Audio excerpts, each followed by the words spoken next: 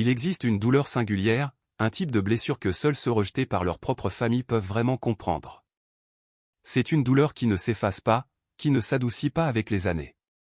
Elle se loge simplement plus profondément, jusqu'à devenir une partie de vos os, de votre respiration, de votre mémoire.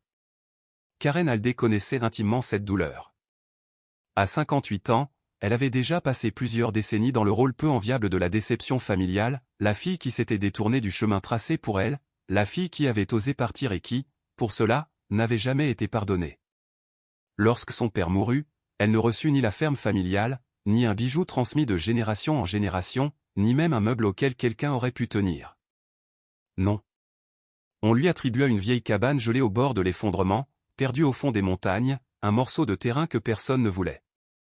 La plupart des gens auraient tourné les talons. Karen, elle, y vit autre chose, non pas 4 murs pourris et des fenêtres brisées, mais une possibilité. Peut-être même une seconde chance. Une chance de reconstruire quelque chose de plus grand que du bois pourri et un toit percé. Alors, que se passe-t-il lorsque la femme que tout le monde a abandonnée refuse, enfin, de rester à terre?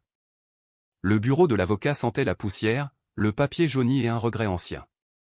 Karen était assise dans un fauteuil de cuir usé, les mains croisées sur ses genoux, laissant ses doigts calleux glisser légèrement l'un contre l'autre pendant qu'elle fixait l'homme derrière le bureau. Parsons, un homme mince au visage marqué par 40 ans de carrière et autant de secrets de famille, manipulait des documents avec la lenteur prudente de quelqu'un qui s'apprête à annoncer de mauvaises nouvelles, mais qui veut le faire avec douceur. De l'autre côté de la pièce, son frère Vincent s'était installé comme un monument de jugement. Les bras croisés, la mâchoire serrée, il affichait exactement la même expression désapprobatrice qu'elle avait vue toute son enfance.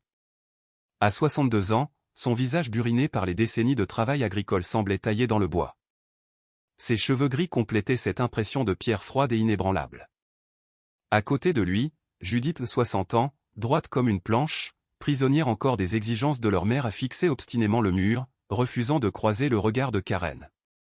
Cela faisait 35 ans que les trois n'avaient pas partagé la même pièce. 35 ans depuis que Karen, à 23 ans, avait claqué la porte de la ferme familiale pour choisir une autre vie, une vie que sa famille ne comprenait pas, ne voulait pas comprendre, une vie qui ne correspondait pas aux attentes qu'on avait posées sur elle tel un filet resserré autour d'un animal sauvage. La succession est assez simple, déclara Parsons d'une voix neutre et mesurée. La ferme et tous ses biens, la maison, les granges, le matériel, et les 200 acres de terre sont répartis à parts égales entre Vincent Aldé et Judith Aldé, conformément aux souhaits de votre père. Karen n'eut aucune réaction. Elle avait anticipé cela depuis longtemps, ou du moins s'était persuadée qu'elle l'acceptait. Vincent avait toujours été destiné à reprendre la ferme. Judith ne l'avait jamais quitté, avait épousé un homme du coin, avait élevé ses enfants dans le paysage même qui les avait vus grandir. Karen, elle, avait été l'exception. Celle qui avait brisé le cycle. Cependant, poursuivit Parsons en levant enfin les yeux vers elle, il existe un legs séparé destiné à mademoiselle Aldé. Vincent bougea sur sa chaise, un mouvement infime, mais chargé de tension. Judith tourna la tête pour regarder Karen, avec une expression indéchiffrable, peut-être de la curiosité, peut-être du mépris. Après tant d'années de silence, la frontière entre les deux s'était effacée. Parsons poussa un document vers Karen. Votre père vous laisse la propriété de la cabane sur Blacktail Ridge, 40 acres de terrain montagneux, la structure elle-même et tous les biens qui s'y trouvent. Karen resta un moment immobile, le regard fixé sur les mots. La cabane, elle s'en souvenait à peine. Un vieux refuge de chasse que son père avait construit autrefois, accessible seulement par une piste défoncée, effacée chaque printemps par les orages et les crues. Elle y était peut-être allée 1 ou 2 fois, enfant. C'était déjà rudimentaire à l'époque, 4 murs, un toit, et la promesse de tenir debout juste assez longtemps pour traverser l'hiver. Cette ruine? Lança Vincent, sa voix tranchant l'atmosphère. Elle tombe en morceaux depuis 20 ans. Il n'y a rien là-haut qui vaille quoi que ce soit. Néanmoins, répondit Parsons d'un ton neutre, elle revient à mademoiselle Aldé, ainsi qu'une petite somme destinée à couvrir les taxes et l'entretien. Judith eut un léger ricanement. C'est tellement approprié. La fille qui n'a jamais voulu s'occuper du vrai travail reçoit une cabane en ruine au milieu de nulle part. Les mots piquèrent comme des épines, mais Karen resta impassible. Elle avait appris depuis longtemps qu'il valait mieux ne pas montrer sa vulnérabilité à ceux qui seraient ravis de s'en servir contre elle. Elle saisit calmement le document et le parcourut jusqu'à trouver la description du bien, 40 acres, une cabane, un chemin de terre probablement disparu. C'était exactement ce que c'était. Un message posthume. Voilà ta valeur pour nous. Voilà tout ce que tu mérites. J'aurai besoin de votre signature ici, dit l'avocat en indiquant plusieurs lignes. Et il y a une dernière chose. Il ouvrit un tiroir et en sortit un petit sac en tissu, qu'il posa devant elle avec une délicatesse presque solennelle. Votre père souhaitait que ceci vous revienne également.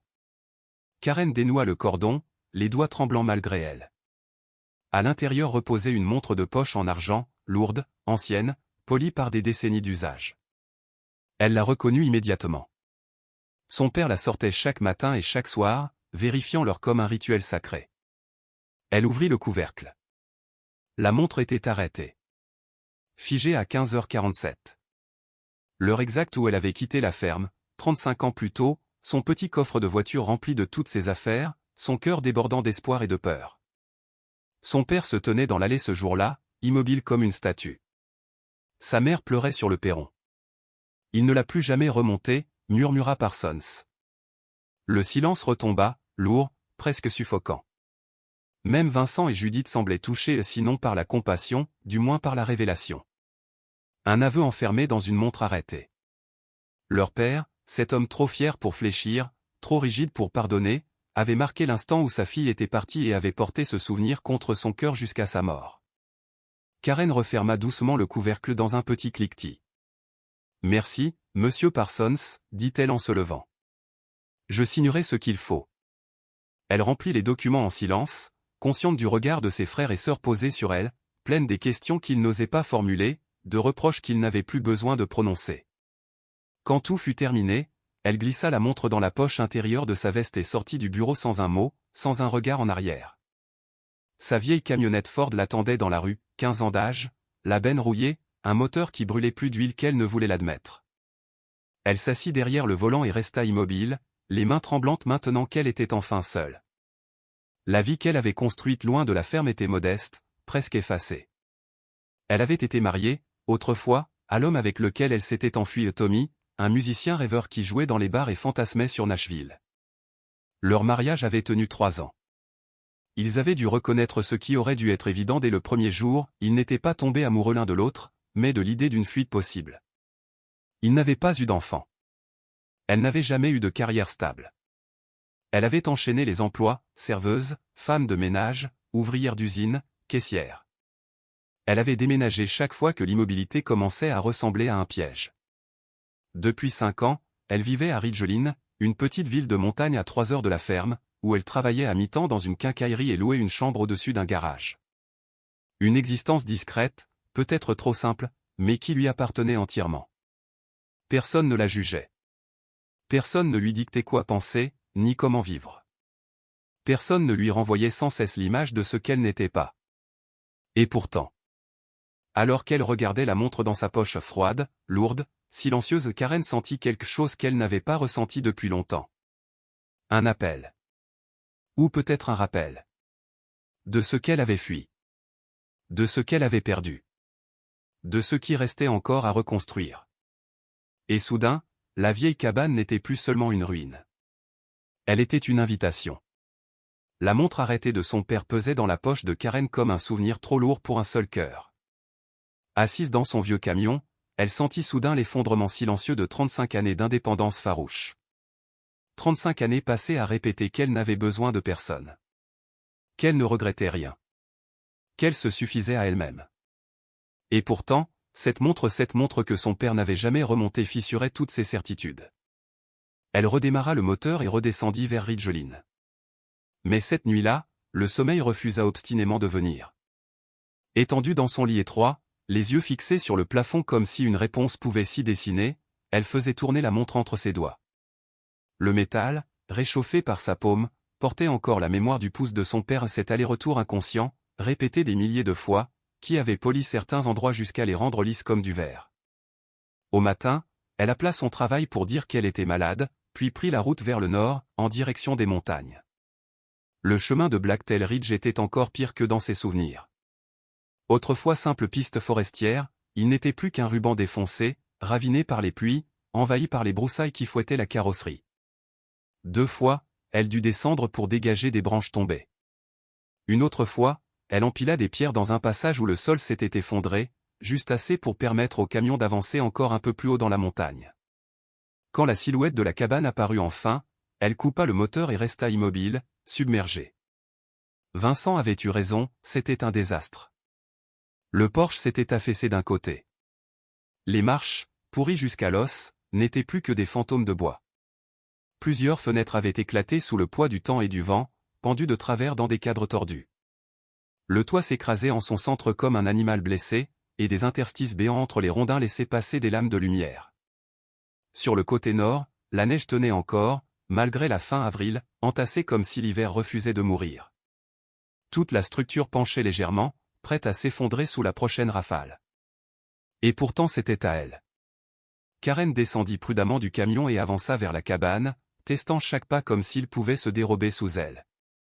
La porte était verrouillée, mais la clé glissée au fond du trousseau donné par Parsons s'adapta parfaitement à la vieille serrure. À l'intérieur, elle découvrit une seule et vaste pièce, dominée par une mezzanine de sommeil et un poêle en fonte qui semblait avoir survécu à un siècle d'hiver.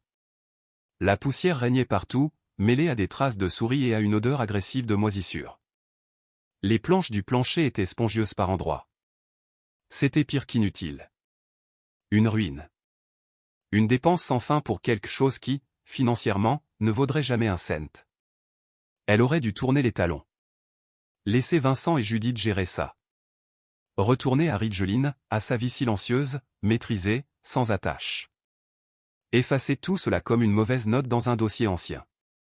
Au lieu de ça, elle fit demi-tour vers son camion, prit le sac de couchage roulé derrière le siège et l'étendit sur le coin le moins sale du sol. Elle trouva du bois sec sous une bâche posée derrière la cabane, monta un petit feu dans le poêle, et s'assit devant la porte entr'ouverte, observant les flammes danser alors que le soleil disparaissait derrière les crêtes enneigées. Dans ce silence absolu, seulement troublé par le crépitement du bois et le murmure du vent dans les pins, quelque chose se dénoua doucement dans la poitrine de Karen. Pas une paix totale non, mais une brèche, une respiration nouvelle. Une sensation d'espace et de possibilité. Elle sortit la montre de sa poche. L'heure figée indiquait 3h47. L'instant où tout s'était arrêté pour son père. Mais pour elle, le temps avait continué de courir. 35 années de vie. De choix. D'erreurs. De survie. Elle n'était plus la fille incertaine qui avait quitté la ferme. Elle était devenue une femme capable de démonter et remonter un moteur, de réparer un toit, de poser des cloisons, de tirer des câbles. Une femme qui n'avait compté que sur elle-même. Et peut-être que c'était justement ce qu'il avait voulu reconnaître. Peut-être que cette cabane abandonnée n'était pas une punition, mais un message. Un défi. Une invitation. Ou bien l'excuse maladroite d'un homme incapable de dire « Je suis désolé ». Elle referma la montre et la glissa dans sa poche. Le lendemain, elle retournerait à Ridgeline, rassemblerait ses affaires, démissionnerait du magasin de bricolage, et reviendrait ici avec des outils et des matériaux. Elle rebâtirait cette cabane, pièce par pièce. Elle prouverait à tous ceux qui l'avaient rejetée et à elle-même que la femme oubliée avait encore de la force dans les mains, du feu dans la poitrine. La première semaine fut un calvaire. 30 ans à travailler de ses mains ne prépare pas vraiment à ressusciter une maison morte. Réparer un robinet, c'était une chose. Redonner vie à une structure entière, rongée par l'humidité, le gel et l'oubli, c'en était une autre. Chaque matin apportait son lot de douleurs nouvelles, de cloques ouvertes, de doutes acides. Mais chaque matin, elle se levait et recommençait. Elle attaqua par l'essentiel, déblayer les débris, inspecter, faire des listes. Le toit, d'abord. L'eau était l'ennemie la plus pressante. 2 jours perchés sur une échelle à arracher les bardeaux pourris, remplacés un à un par ceux qu'elle avait achetés à Ridgeline, les doigts engourdis par le froid malgré ses gants. Puis les fenêtres. Elle mesura chaque encadrement, fit l'aller-retour jusqu'en ville pour le verre et les montants, et passa 3 jours supplémentaires à découper, ajuster, sceller. Ses muscles la suppliaient d'arrêter chaque soir. Mais au matin, elle remontait sur l'échelle. À la fin de la semaine, la cabane n'était plus un cadavre de bois. Elle n'était pas belle. Pas encore. Mais elle respirait. Elle était à nouveau capable de tenir tête au vent, à la pluie, à la neige. Le 8e jour, Karen s'attaqua à l'intérieur. Les planches près de la cheminée étaient les pires, molles, dangereuses. Elle commença à les arracher prudemment, une par une. C'est là qu'elle trouva la lettre. Enfouie entre les solives, enveloppée dans une toile huilée qui l'avait protégée de l'humidité. Le cœur de Karen se mit à battre contre ses côtes, non à cause de l'effort, mais d'une émotion plus sombre, plus ancienne. L'enveloppe portait son nom. L'écriture de son père. Pas de timbre. Pas de cachet postal. Et pourtant, une date d'il y a 20 ans. Elle s'assit sur le coin de plancher qu'elle avait nettoyé, ses outils oubliés autour d'elle, et ouvrit la lettre d'une main tremblante. Karen. Je ne sais pas si tu liras un jour ces mots. Je ne sais pas si tu viendras ici, ni même si tu voudras de ce que je te laisse. Mais je dois l'écrire, même si personne ne le lit jamais. Elle sentit sa gorge se serrer. Tu me rappelais ma mère. Je ne te l'ai jamais dit. Je ne l'ai jamais dit à personne. Mais chaque fois que je te regardais, je voyais son visage. Sa mâchoire qui se crispait lorsqu'elle avait décidé quelque chose. Cette façon qu'elle avait de fixer l'horizon comme si elle cherchait quelque chose que nous n'aurions jamais pu lui offrir. Karen sentit une brûlure dans sa poitrine. Elle nous a quittés quand j'avais 10 ans. Elle est partie. Simplement. Mon père a raconté à tout le monde qu'elle était morte, mais c'était un mensonge. Elle n'a pas supporté de rester. J'ai passé mon enfance entière à me demander ce qui n'allait pas chez nous. Ce qui n'allait pas chez moi, pour qu'elle s'en aille. Karen ferma les yeux. Le silence de la cabane semblait respirer autour d'elle. Quand tu grandissais, j'ai vu le même regard en toi. Cette même inquiétude, ce même désir d'autre chose. Et j'ai eu peur. Terriblement peur que tu partes comme elle. Peur de te perdre de la même façon. Alors j'ai essayé de te retenir. J'ai été dur. Trop dur. J'ai posé des règles absurdes, des attentes impossibles. Je croyais que si je pouvais tout contrôler, si je pouvais te garder proche, tu ne disparaîtrais pas.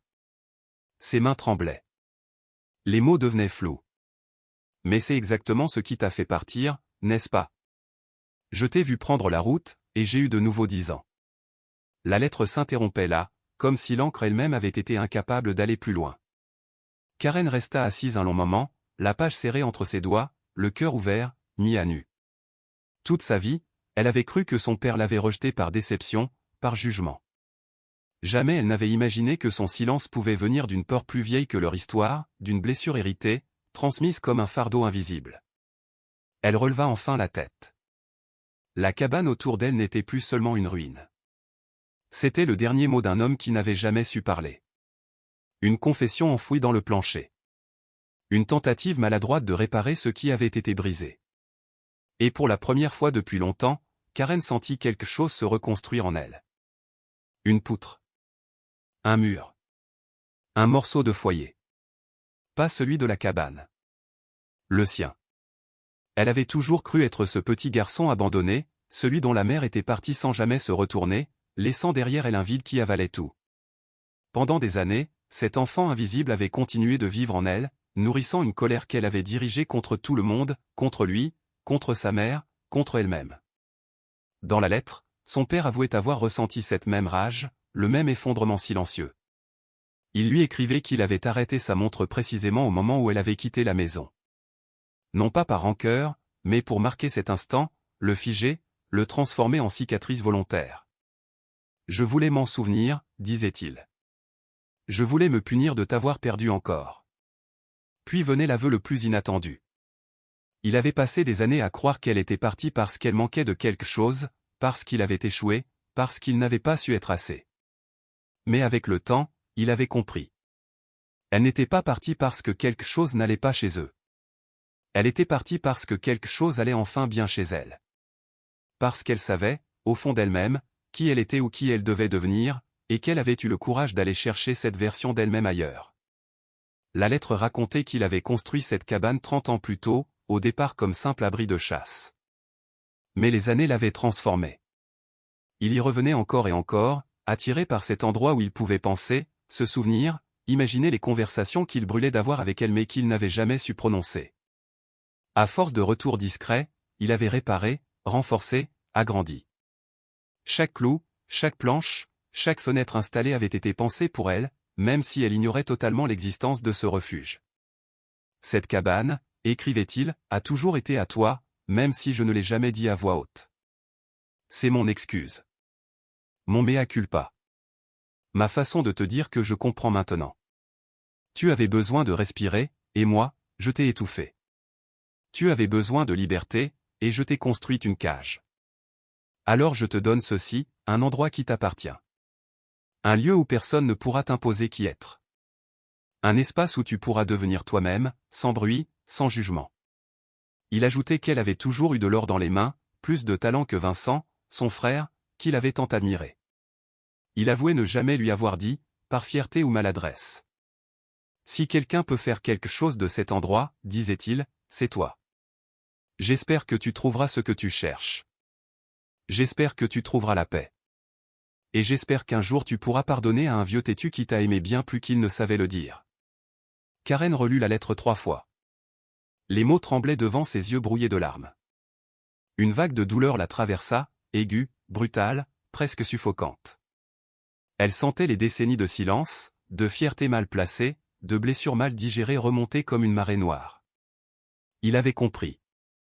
Il avait compris tout ce temps, et pourtant il n'avait jamais su le lui dire. Il n'avait jamais trouvé les gestes, les phrases, l'élan nécessaire pour la rejoindre avant qu'il ne soit trop tard. Mais il avait essayé à sa manière, avec ses mains calleuses, ses outils, son entêtement à réparer ce qui était cassé. Cette cabane au mur à moitié fini n'était pas un bâtiment. C'était un pont. Un pont qu'il avait tenté de construire vers elle, planche après planche, année après année. Elle resta assise là, immobile, jusqu'à ce que la lumière décline. La lettre serrée contre son cœur, elle revisita mentalement chaque souvenir, chaque incompréhension, chaque geste mal interprété.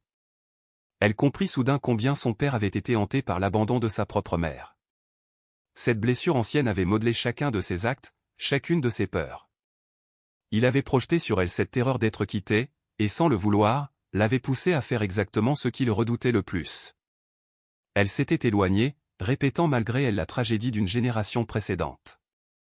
3 générations marquées par le départ, par l'incapacité à aimer au-delà des blessures, par le silence qui remplace les mots trop lourds à prononcer. Ce soir-là, la colère qu'elle avait portée pendant 35 ans se fissura. Une brèche s'ouvrit en elle, laissant entrer un tourbillon d'émotions nouvelles, une tristesse profonde pour ce qu'il n'avait jamais réussi à se dire, une compréhension douloureuse de ce qui avait réellement eu lieu, et sous tout cela, une gratitude inattendue. Il ne lui donnait pas cette cabane comme une punition. C'était un cadeau. Un signe d'acceptation. Une dernière tentative pour réparer l'irréparable. Elle se leva lentement, les jambes engourdies, et observa la pièce différemment. Chaque planche remplacée par son père, chaque poutre renforcée, chaque fenêtre ajustée témoignait d'un amour maladroit, mais réel. Il avait construit pour elle un lieu où elle pourrait revenir si elle le souhaitait, un refuge qu'elle possédait sans le savoir. Dès lors, son travail changea de sens. Elle n'était plus ici pour prouver qu'elle pouvait réussir seule, qu'elle n'avait besoin de personne. Elle était ici pour achever ce que son père avait commencé, pour répondre enfin à cette conversation qu'il avait menée en silence, outil en main, année après année. Elle reconstruisait pour honorer sa mémoire, pour prolonger son geste. Cette nuit-là, elle relut encore la lettre sous la lumière jaune de la lampe à pétrole. Puis elle la plia soigneusement et la rangea dans la poche intérieure de sa veste, à côté de la montre arrêtée. 2 fragments de son père, 2 preuves d'un amour figé dans le temps, désormais enfin compris. Le lendemain, elle s'attaqua au plancher pourri avec une énergie nouvelle. Elle arrachait les planches endommagées, mesurait, coupait, fixait les nouvelles pièces de bois. À la fin de la journée, ses mains étaient rouges, douloureuses, mais son cœur, lui, se sentait étonnamment léger. Elle comprenait maintenant que venir ici n'était pas un acte d'orgueil ou de rupture. Ce n'était pas une manière de prouver qu'elle n'avait besoin de personne. C'était l'inverse. Peut-être était-ce l'occasion d'apprendre qu'être indépendante et avoir besoin des autres n'étaient pas des idées opposées. Peut-être était-ce la première fois où elle acceptait que l'on pouvait être forte seule et, malgré tout, désirer appartenir quelque part. Peut-être, enfin, s'agissait-il de pardonner, pardonner son père, pardonner sa famille, et surtout se pardonner à elle-même de s'être enfuie. Ces nuits se succédèrent avec les mots de son père résonnant dans son esprit, « Si quelqu'un peut faire quelque chose de cet endroit, c'est toi. » Alors elle décida qu'elle le ferait. Non pas malgré lui, mais grâce à lui. Les jours devinrent des semaines. 3, puis 4, puis 5. La cabane se transforma lentement sous ses mains expertes. Elle se levait avec le soleil, préparait son café sur le poêle à bois, organisait sa journée avec le soin méthodique que lui avaient enseigné des années de débrouillardise. Le début du mois de juin lui offrit un climat indulgent, un souffle doux qui encourageait le travail plutôt qu'il ne le contrariait. La neige avait entièrement disparu autour de la clairière. Le terrain semblait plus vaste qu'elle ne s'en souvenait, près d'un hectare de sol plat, encerclé de pins et d'épicéas majestueux. Des fleurs sauvages perçaient dans les hautes herbes, tremblant sous la brise, et quelque part à proximité, elle entendait le murmure d'un ruisseau qu'elle n'avait pas encore pris le temps d'aller chercher. Un après-midi, alors qu'elle renforçait les poutres du porche, elle découvrit quelque chose qui l'arrêta net, un coffre à outils, caché sous le plancher du crawlspace, recouvert d'une bâche usée et d'années de poussière. Lorsqu'elle le tira vers la lumière et souleva le couvercle, elle sentit ses genoux se dérober et dut s'asseoir, submergée.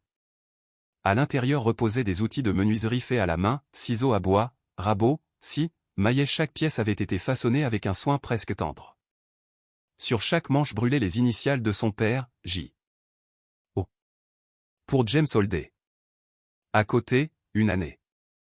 La plus ancienne datait de 1969, la plus récente de 2003. Il les avait fabriquées lui-même, patiemment, minutieusement, un par un. Il leur avait donné la forme exacte de sa main, l'équilibre qui lui convenait. Il avait poli, affûté, entretenu ses outils toute sa vie. Ce n'étaient pas des objets qu'on achète. C'étaient des fragments d'âme. Des compagnons de travail silencieux, loyaux, façonnés par des décennies d'usage. Karen prit un ciseau, en éprouva le poids, en caressa doucement le fil. Toujours affûté. Sur le bois, elle distinguait une légère empreinte, celle du pouce de son père, creusée par tant d'années de pression. Elle essaya l'outil sur une chute de planche. Le bois se souleva en un éclat fin, lisse, parfait. L'outil semblait encore vivant, comme s'il se souvenait du geste à accomplir. Dès ce jour-là, elle n'utilisa plus que ses outils. C'était comme prolonger sa main à lui. Chaque fois qu'elle posait la paume sur le maillet, qu'elle tirait le rabot, qu'elle maniait le ciseau, elle sentait une présence. Une conversation sans mots. Un lien qui, soudain, ne dépendait plus ni du temps ni du silence. Il avait tenu ses outils. Il les avait façonnés. Il avait entretenu leurs tranchants. Et maintenant, c'était elle qui poursuivait le travail, éternisant le geste. Peu à peu, la cabane cessa d'être un chantier. Elle devint un foyer. Solide. Réel. Un lieu où passé et présent se rencontraient enfin, non plus pour s'opposer, mais pour se réconcilier. Un lieu où elle pouvait, enfin, commencer à guérir. Un lieu qu'elle pouvait, peut-être un jour, appeler maison. Elle avait remplacé toutes les planches du plancher une par une, installé de nouvelles poutres de soutien, reconstruit le porche depuis ses fondations comme on relèverait un corps fatigué qu'on refuse d'abandonner. Du lever du jour jusqu'au moment où ses mains trop endolories ne pouvaient plus serrer un marteau, elle travaillait sans relâche, son souffle rythmé par l'odeur de sueur et de résine. Le soir, à la lumière vacillante d'une lampe, elle dessinait les tâches du lendemain, notait des pensées dans un journal qu'elle avait commencé en secret, comme un dialogue muet avec elle-même. L'isolement était profond, mais jamais oppressant. Depuis des années, Karen s'était habituée à la solitude, et ici, dans les montagnes, elle prenait une autre forme, non plus un vide, mais un écho. Chaque matin, elle apercevait des cerfs entre les arbres, silencieux et gracieux comme des ombres vivantes. Des buses tournaient au-dessus de la vallée, et le vent, en glissant entre les conifères, donnait l'impression que la forêt entière respirait en cadence. La nuit, le silence devenait si absolu qu'elle pouvait entendre les battements de son propre cœur, réguliers, têtus, comme pour lui rappeler qu'elle avançait malgré tout. Une fois par semaine, elle redescendait jusqu'à Ridgeline pour acheter des provisions. Elle avait donné sa démission au magasin de bricolage, mais Frank, son patron, un homme buriné qui tenait la boutique depuis 30 ans, l'avait gardée sur la liste du personnel. Le magasin sera toujours là si tu changes d'avis, avait-il simplement déclaré. Et il n'en avait pas dit plus, fidèle à son tempérament taciturne. Un jour, sur le parking de l'épicerie, elle croisa Judith. Sa sœur chargeait des sacs dans le coffre d'une berline, avec cette lenteur précise de ceux dont le dos souffre en silence. Elle semblait plus âgée que dans le bureau de l'avocat, plus usée, le visage marqué par une fatigue que Karen ne lui avait jamais vue. Lorsque Judith se retourna et aperçut sa sœur, ses traits devinrent aussitôt neutres. Elles restèrent immobiles, comme deux étrangères ayant par hasard les mêmes traits de famille. Deux sœurs qui, autrefois, partageaient une chambre et se racontaient des secrets sous les couvertures, et qui maintenant n'avaient plus que le sang en commun. « J'ai entendu dire que tu vivais là-haut, dans la cabane », finit par dire Judith. « Et que tu as quitté ton travail. »« Les nouvelles voyagent vite », répondit Karen. « Ville trop petite pour qu'un murmure ne devienne pas une rumeur. » Judith referma le coffre, puis hésita, les clés suspendues entre ses doigts. Vincent dit que l'endroit est en ruine. Que tu perds ton temps à vouloir le restaurer. Karen sentit monter en elle la vieille défense, ce réflexe né de tant d'années de malentendus et de jugements. Elle respira profondément pour la contenir. « Ça avance, dit-elle. Il y avait beaucoup à faire, mais la structure est solide. » « Tout là-haut demande du travail, rétorqua Judith. C'est au milieu de nulle part. Pas d'électricité, pas de téléphone. Je ne comprends pas ce que tu essaies de prouver. Voilà. Comme toujours, l'idée que chaque geste de Karen était un défi, une provocation, un point qu'elle voulait démontrer. Je n'essaie de prouver rien à personne, répondit-elle d'une voix calme. Je répare ce qui est cassé. C'est tout. Judith plissa légèrement les yeux. La cabane, ou toi? La question tomba entre elles comme un caillou dans un puits, soulevant une eau qu'elles évitaient depuis des décennies. Avant que Karen ne puisse répondre, Judith secoua la tête. Laisse tomber. Ce que tu fais ne me regarde pas. Elle monta dans sa voiture, démarra, et s'éloigna sans un regard en arrière, laissant Karen seule au milieu du parking, debout entre un chariot plein de planches et un cœur rempli de mots qu'elle n'avait jamais su formuler. De retour à la cabane, Karen se jeta dans le travail avec une intensité nouvelle. La conversation avec Judith avait réveillé en elle des cicatrices anciennes, des doutes qu'elle croyait enterrés. L'idée qu'on la voyait encore comme quelqu'un qui réagissait plutôt qu'une femme qui choisit. Peut-être, se dit-elle, y avait-il tout de même une part de vérité. Peut-être cherchait-elle, même inconsciemment, à démontrer quelque chose à qui? À eux? À elle-même? Elle travaillait sur le mur arrière lorsque le désastre arriva. Elle renforçait l'ossature, ajoutant de nouveaux montants à la place des pièces pourries, lorsque le craquement sourd du bois brisé fendit l'air. Elle eut le réflexe de reculer juste à temps. Une section entière du mur, qu'elle venait pourtant de reconstruire, s'effondra vers l'intérieur, entraînant avec elle une partie du bord du toit. Pendant de longues secondes, elle resta immobile, incapable de respirer, fixant le chaos devant elle. Des heures de travail réduites à un tas de débris. Des mesures soigneuses, des coupes précises, des poutres qu'elle avait hissées seule, tout n'était plus que fracture et poussière. Elle se laissa tomber au sol, submergée d'une frustration si violente qu'elle en sentit les larmes lui piquer les yeux. C'était impossible. Elle n'était qu'une femme seule, avec peu d'outils, peu d'argent, peu de force. Et cette cabane, cette fichue cabane n'en valait peut-être même pas la peine. Vincent avait raison. Judith avait raison. Elle perdait son temps. Le soleil déclina, étirant des ombres longues qui couvrirent peu à peu les ruines du mur. Le froid du soir s'infiltra jusqu'à ses os. C'est alors qu'une image surgit du fond de sa mémoire, elle-même, à 12 ans, debout dans la grange, observant son père réparer un cadre de porte tordu par l'humidité de l'hiver. Elle lui avait demandé pourquoi il n'en achetait pas simplement un nouveau, et il avait eu un mouvement de surprise presque amusé. Parce que celui-ci peut être réparé, avait-il dit. Et parce qu'on apprend 1000 fois plus en réparant qu'en remplaçant. Il lui avait montré comment raboter le bois, comment vérifier les angles, comment pendre une porte pour qu'elle batte juste. Il avait été patient. Précis. C'était l'un des rares souvenirs où il lui avait transmis quelque chose sans colère, sans agacement, simplement avec le calme d'un père qui veut partager son savoir. Karen se releva lentement, essuya ses mains sales sur son jean, et alla chercher les vieux outils de son père. Cette fois, elle reconstruirait de l'intérieur vers l'extérieur. Elle créerait un cadre dans le cadre, une structure qui tiendrait quoi qu'il arrive, même si l'ossature ancienne tentait de la tirer vers le bas. Cela lui prit 3 jours de travail méthodique. Mais lorsqu'elle eut terminé, le mur était plus solide qu'il ne l'avait jamais été. Ce revers l'avait obligée à penser autrement, à résoudre le problème au lieu de maquiller les fissures. Ce soir-là, assise sur le porche qu'elle venait de reconstruire, une tasse de café chaude entre les mains, elle observa la cabane dans la lumière mourante. Lentement, douloureusement, mais sûrement, elle renaissait. Les fenêtres étaient enfin étanches. Le toit ne fuyait plus. Les murs tenaient droit. L'endroit commençait à ressembler à un véritable foyer. Elle sortit son journal et écrivit à la lueur de la lampe. Sur la table, la montre de poche de son père reposait, immobile, figée à 3h47, l'instant même où il était parti. Elle, pourtant, avançait. Pas à pas. J'y arrive, murmura-t-elle. À la nuit. À son père. À elle-même. C'est lent, mais j'y arrive.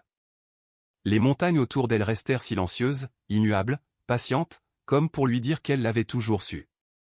2 mois après le début de son chantier, une découverte inattendue bouleversa tout.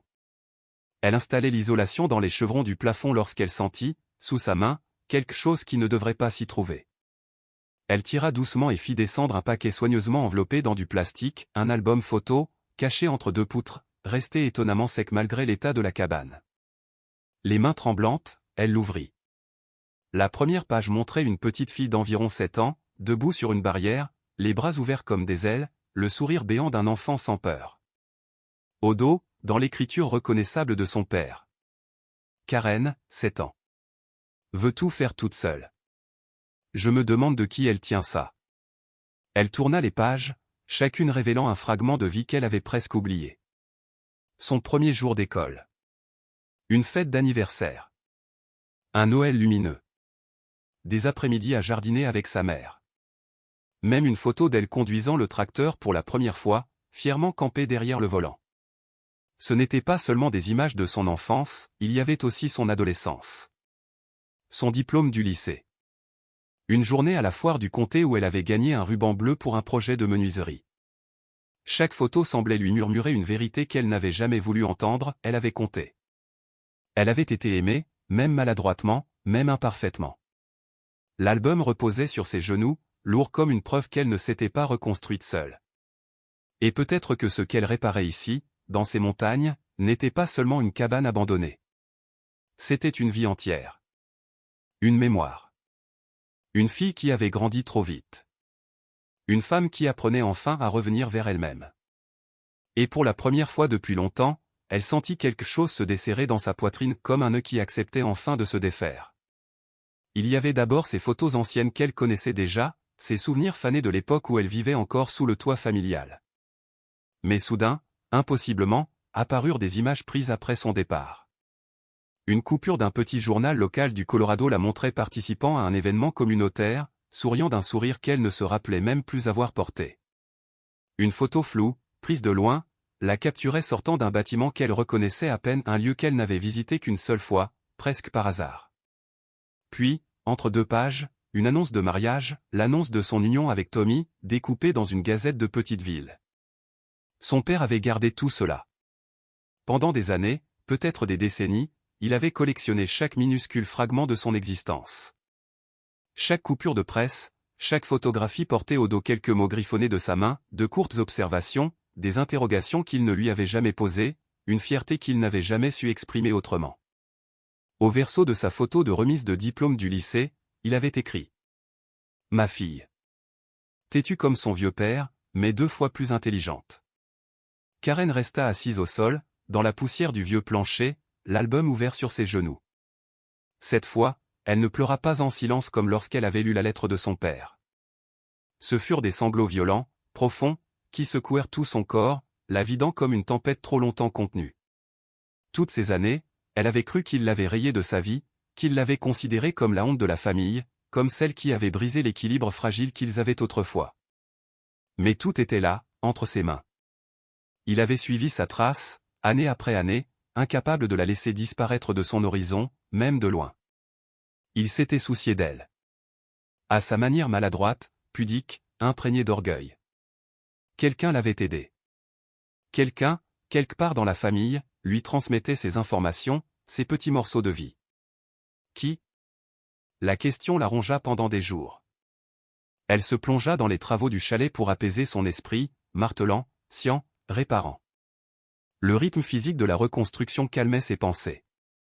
Mais entre 2 tâches, elle ressortait l'album, s'attardant sur chaque détail, cherchant à deviner la main de l'intermédiaire. Ce n'était sûrement pas Vincent, il avait été clair, glacial même, lors de la lecture du testament. Restait Judith. Une semaine plus tard, après un long combat intérieur, Karen prit une décision. Elle se lava soigneusement, descendit à Ridgeline, et au bureau de poste acheta une carte et un timbre. Elle écrivit avec une attention presque cérémonielle. « Judith, j'ai trouvé quelque chose au chalet. Nous devons parler. Peux-tu me rejoindre là-haut? Samedi après-midi, si cela te convient. Karen. » Elle envoya la lettre avant de pouvoir se raviser. Puis elle endura 4 jours d'attente, de crainte et d'espoir mêlés.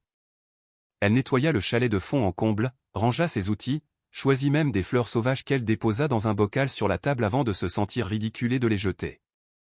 1 heure plus tard, prise de remords, elle en cueillit d'autres. Le samedi arriva, clair et frais. Karen était sur le porche, feignant de travailler à la rambarde, lorsque le bruit d'un moteur résonna dans le silence de la montagne. Son cœur accéléra brutalement. La berline de Judith gravit la piste cahoteuse, avançant avec difficulté entre les ornières. Sa sœur descendit lentement de la voiture et observa les lieux, son visage traversé par une émotion indéchiffrable. « Je ne pensais pas que tu arriverais à rendre cet endroit habitable, » dit-elle en s'approchant. « Mais ça a l'air vraiment bien. Vraiment très bien. » Karen inspira profondément. « Merci d'être venue. Ma lettre disait que j'avais trouvé quelque chose. » Elle entra dans le chalet et revint avec l'album serré contre elle. C'était caché dans les chevrons, protégé comme s'il voulait le garder en sécurité. Judith prit l'album. Ses mains tremblaient. En tournant les pages, son visage changea, d'abord la surprise, puis la reconnaissance, puis une émotion plus sombre, peut-être de la culpabilité ou un chagrin ancien qui remontait à la surface. « C'était toi, » dit Karen doucement. « C'est toi qui lui envoyais tout ça. » Judith hocha la tête sans lever les yeux. « Il ne me l'a jamais demandé directement. Mais parfois, il parlait de toi. Il se demandait où tu étais, ce que tu faisais. Alors j'ai cherché. Ce n'était pas difficile. Des amis communs, des gens de la ville qui avaient entendu des choses. Je découpais les articles, j'envoyais des photos quand j'en trouvais. Pourquoi ne m'en as-tu jamais parlé? Demanda Karen, un mélange de douleur et d'incompréhension dans la voix. Judith releva enfin les yeux. Ils brillaient. Tu étais partie, Karen. Tu avais fait ton choix. Je pensais que savoir qu'il s'inquiétait encore pour toi ça ferait plus de mal que de bien. Et puis, Vincent. Elle soupira. Il était furieux. Il disait que je trahissais la famille. On s'est disputé tellement de fois à propos de ça. Judith referma l'album avec douceur, comme si elle manipulait quelque chose de sacré. Mais je ne pouvais pas arrêter. Tu es ma sœur. Et lui était mon père. Le silence nous détruisait tous. Je croyais que je ne sais pas. Que peut-être un jour tout cela aurait un sens. Les 2 femmes restèrent immobiles, face à face, séparées par des années de malentendus. L'album posé entre elles ressemblait à un pont enfin révélé, un lien qu'elles avaient ignoré trop longtemps. La voix de Judith se brisa lorsqu'elle murmura. « Tu m'as manqué. Tous les jours. » Et personne ne savait comment réparer ce qui avait été cassé. La fierté de papa. Ta colère. La rigidité de Vincent, on était comme prisonnier de rôle qu'on ne savait plus quitter. Le cœur de Karen se serra. Tu m'as manqué aussi. Je faisais semblant du contraire. Je me répétais que j'étais mieux seul. Mais je pensais à toi chaque jour. Elle détourna le regard, submergée. Viens m'aider pour cette rambarde, dit-elle soudain, cherchant un refuge dans l'action. À sa grande surprise, Judith la rejoignit sans hésiter. Pendant 2 heures, elles travaillèrent côte à côte, comme autrefois. Judith maintenait les planches, Karen mesurait, sciait, fixait. Leur coordination revenait naturellement, comme si leur corps se souvenait de gestes que leur cœur avait oubliés. Elles avaient travaillé ensemble étant enfants dans le jardin avec leur mère, dans la grange avec leur père. Cette mémoire silencieuse refit surface. Elles parlèrent. Au début de banalité. Des enfants de Judith, désormais adultes. Des années d'errance de Karen, ses petits boulots, ses villes provisoires. Puis la conversation s'approfondit. La solitude. Le poids des attentes familiales. Les blessures que chacune avait portées, sans jamais les nommer. Soudain, au moment où elle fixait le dernier montant de la rambarde, Judith lâcha. Vincent est en train de se noyer. Le ranch il est au bord du gouffre. Elle expliqua, les dettes inattendues laissées par leur père, les machines hors d'usage, les systèmes d'irrigation à bout de souffle, la sécheresse, l'épuisement de Vincent qui refusait de demander de l'aide. Karen se raidit. C'est à ce point-là? Judith hocha la tête. Il se tut à la tâche. Par orgueil. Comme papa. Comme toi, parfois. Le parallèle était évident, douloureux même. Le silence après ces mots fut lourd, mais nécessaire. Enfin Judith murmura. Quand tu auras terminé ici tu pourrais venir voir la ferme. Juste un jour. Pour revoir l'endroit. Le réflexe de se protéger surgit immédiatement en Karen, comme un bouclier. Ne pas se laisser blesser. Ne pas espérer. Ne pas revenir en arrière.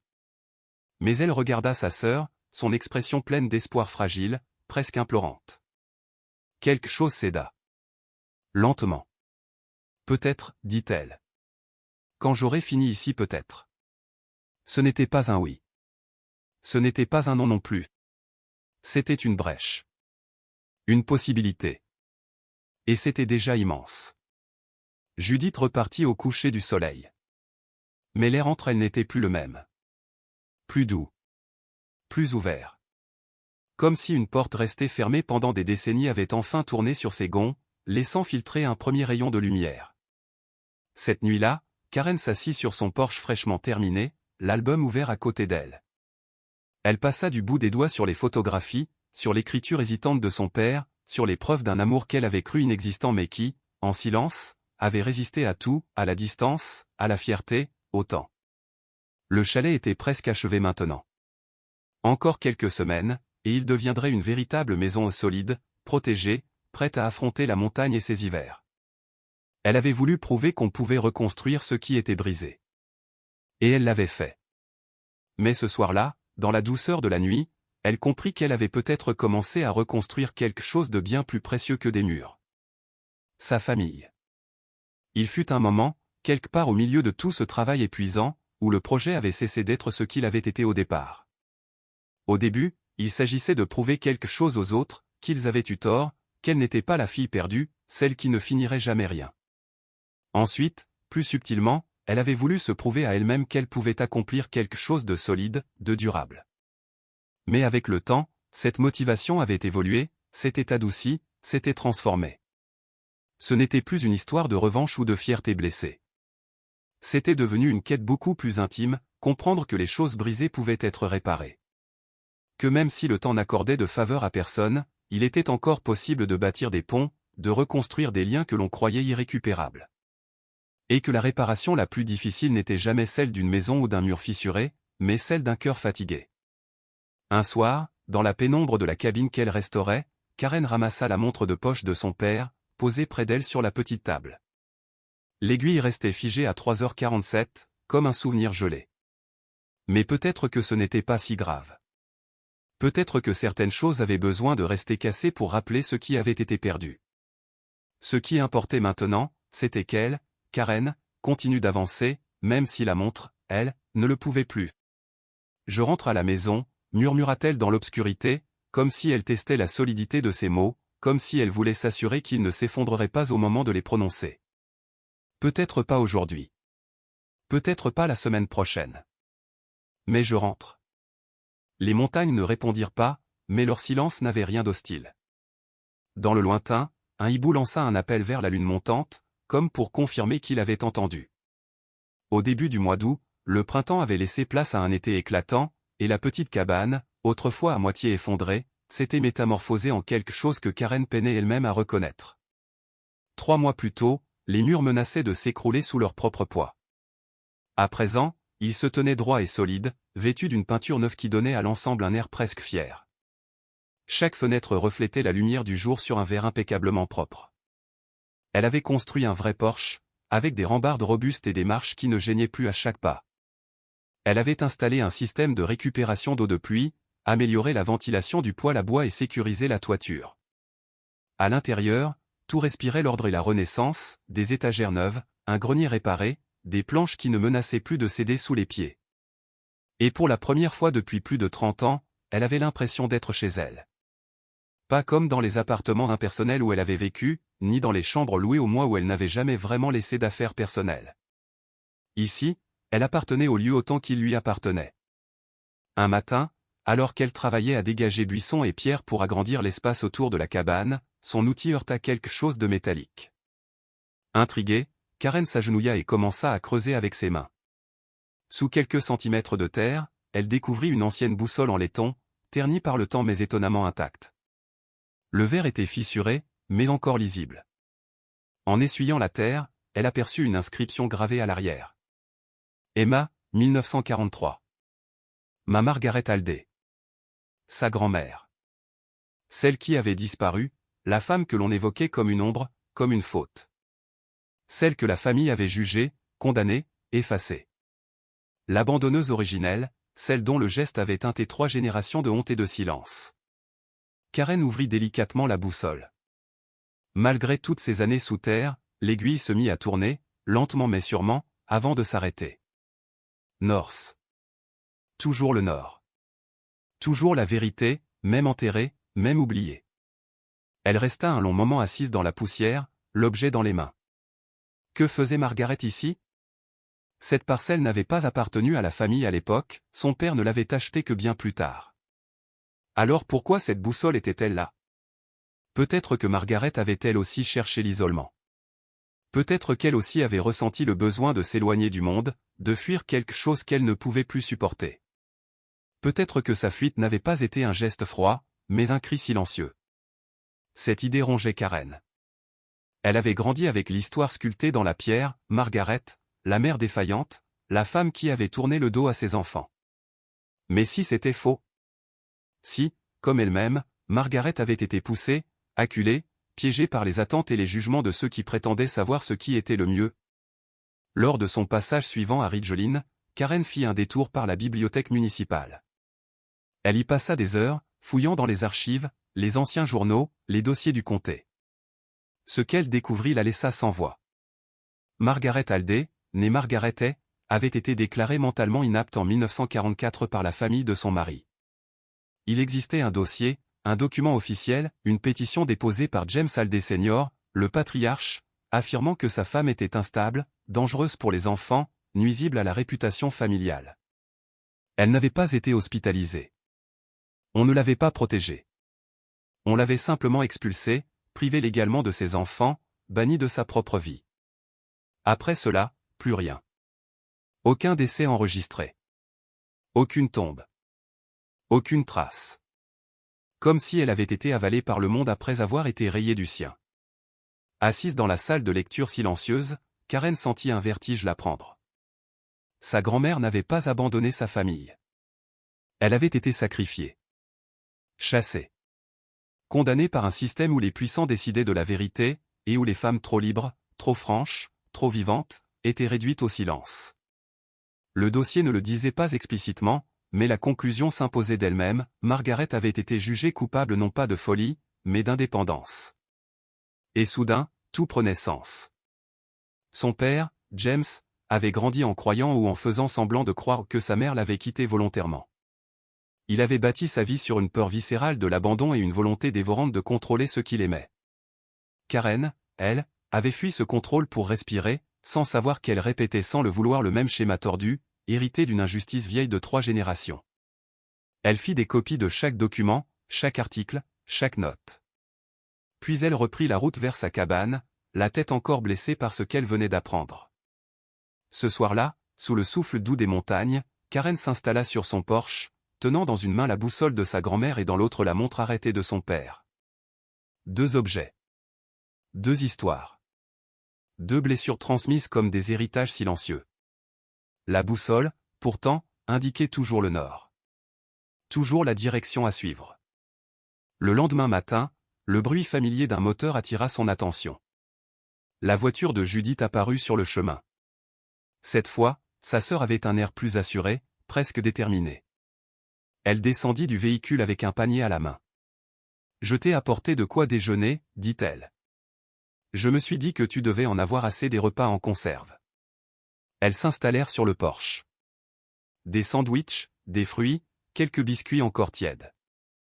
Rien de spectaculaire, mais pour Karen, c'était un festin. Le repas d'une maison qu'elle n'avait jamais eue. Elles parlèrent d'abord de banalités. Du temps, des réparations, du travail. Puis Karen apporta la boussole et les copies des documents trouvés à la bibliothèque. Judith les lut, lentement, son visage se transformant à mesure qu'elle comprenait, d'abord l'incrédulité, puis la stupeur, puis une forme d'horreur calme. Papa ne nous a jamais parlé de ça, il disait qu'elle était partie. Qu'elle avait choisi de partir. Peut-être qu'il le croyait vraiment, répondit Karen. Ou peut-être qu'il ne pouvait pas supporter la vérité. Admettre ce que son propre père avait fait, c'était admettre que tout ce sur quoi reposait notre famille était un mensonge. Judith contempla la boussole. Le schéma Margaret rejeté parce qu'elle était trop indépendante. Papa t'a étouffé pour la même raison. Et Vincent? Elle s'interrompit. Quoi, Vincent? Demanda Karen doucement. Judith inspira profondément. Il fait exactement la même chose. Il travaille comme un fou, essaie de tout contrôler, comme si serrer plus fort pouvait empêcher les choses de s'effondrer. Mais tout s'écroule quand même. Elles restèrent silencieuses un moment, observant les nuages glisser lentement au-dessus des montagnes. Puis Judith parla à nouveau, d'une voix fragile et déterminée à la fois. Karen, est-ce que tu viendrais à la ferme? Pas pour une visite. Pour aider. Le cœur de Karen se serra douloureusement. Judith, je ne sais pas si.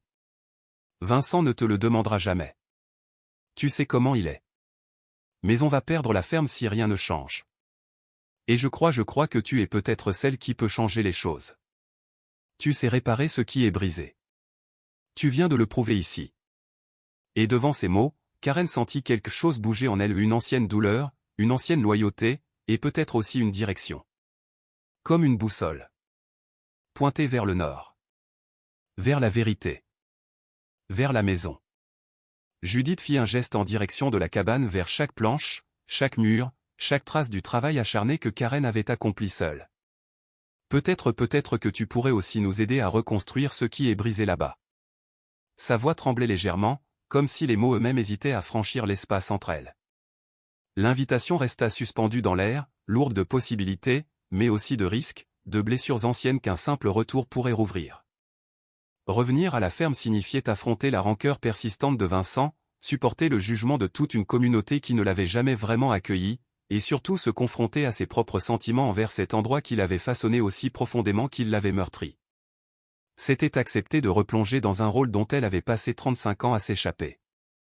Et pourtant c'était aussi accepter la famille, l'appartenance, la chance infime mais réelle de rompre le cycle qui, depuis 3 générations, enfermait les femmes de leur lignée dans une spirale de silence, de sacrifice et de regret.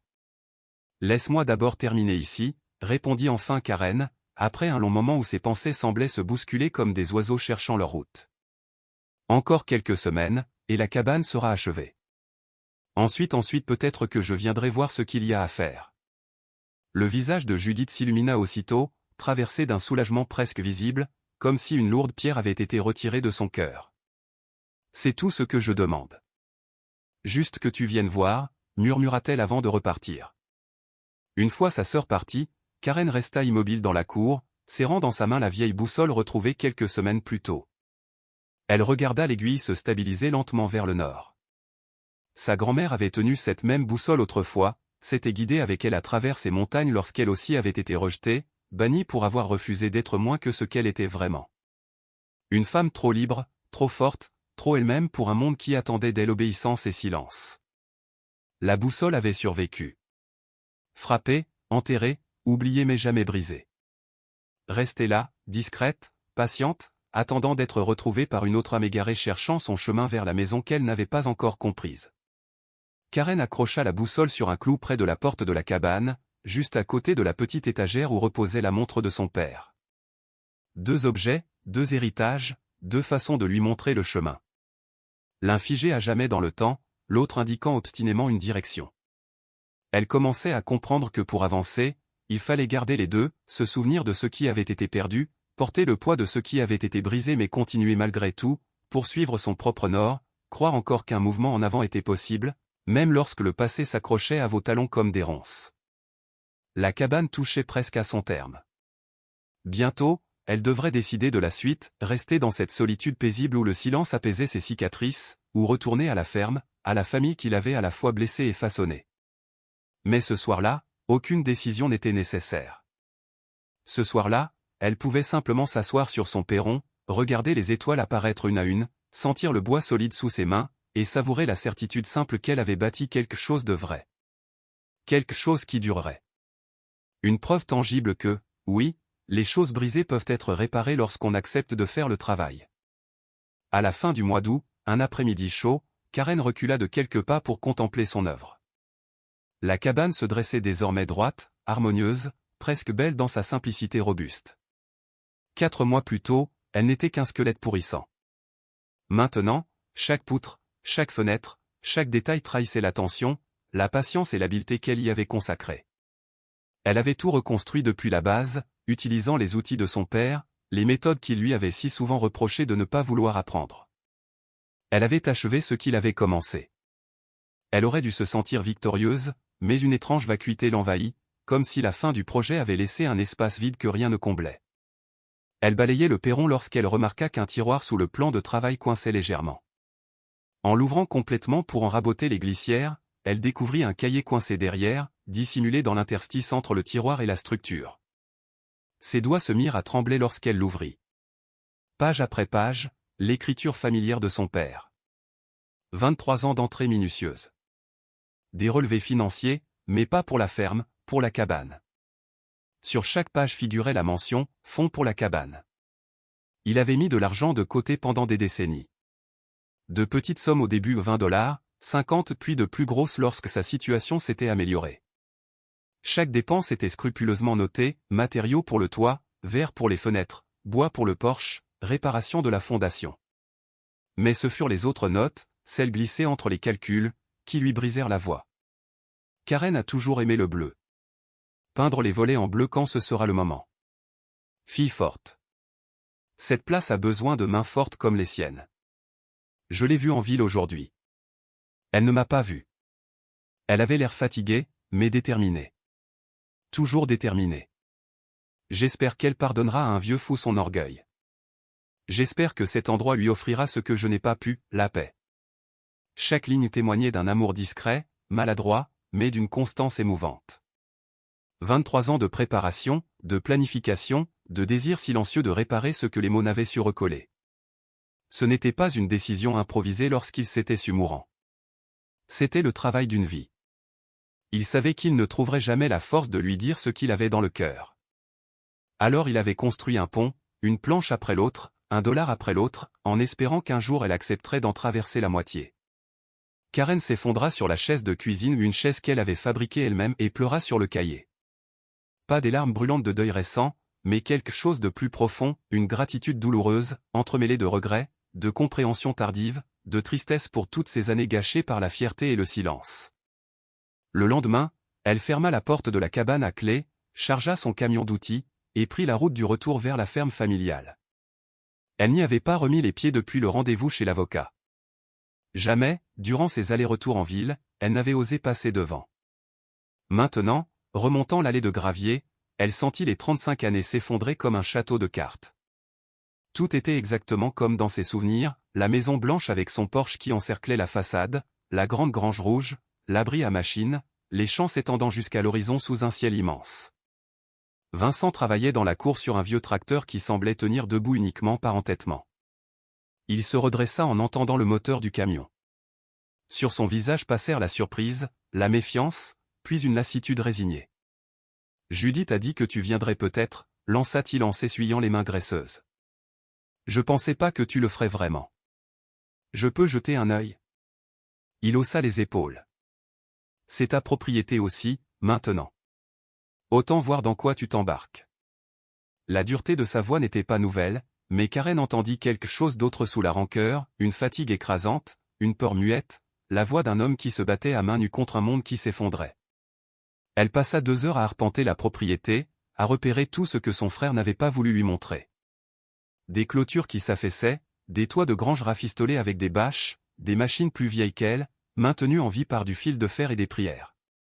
Les champs eux-mêmes, qui auraient dû être verts et vibrants, montraient des signes de stress évidents. Le système d'irrigation était défaillant. Le sol craquait comme si la terre elle-même s'épuisait. C'était pire que ce qu'elle avait imaginé. La ferme n'était pas simplement en difficulté, elle mourait à petit feu. Elle retrouva Vincent dans la grange, immobile devant un tas de dents de herse brisées, comme si elle représentait tous ses échecs matérialisés. « Depuis combien de temps » demanda-t-elle doucement. « Depuis combien de temps quoi ? Depuis combien de temps tu essaies de tenir tout ça tout seul ?» Il resta silencieux si longtemps qu'elle crut qu'il ne répondrait jamais. Puis, d'une voix rauque. « Depuis que papa est tombé malade. 5 ans peut-être. Il a laissé filer plus de choses qu'on le pensait. Les machines avaient besoin d'être remplacées, mais il remettait à plus tard. Le système d'irrigation a lâché, mais il n'avait pas l'argent pour le réparer correctement. Quand il est mort, il y avait des dettes. Des prêts sur la propriété. Des impôts en retard. Pourquoi t'as pas demandé de l'aide ? Un rire sans joie s'échappa de lui. À qui ? Judith a sa propre famille à nourrir. Et toi, t'avais fait comprendre que tu voulais plus rien avoir à faire avec cet endroit. C'est pas juste. Ah non ? Il planta enfin son regard dans le sien. Sous la colère, elle vit la blessure, la fatigue, la peur. T'es parti, Karen. T'es parti pour de bon. Tu nous as laissés, lui, moi, tous à la responsabilité, le poids. Sa voix se brisa. Le passé venait de les rattraper, tous les deux. Il y avait des vérités qui, une fois prononcées, semblaient suspendre l'air lui-même. Karine et Vincent se faisaient face, chacun portant des décennies de rancœur, de silence, de fierté mal placée. Qu'est-ce qu'on était censé croire ? Que tu reviendrais si on te le demandait gentiment ? Lança Vincent, la voix plus dure que prévu. Vous ne m'avez jamais rien demandé. Toi non plus. Ces mots tombèrent entre eux comme des pierres. C'était vrai. Ils n'avaient jamais demandé quoi que ce soit.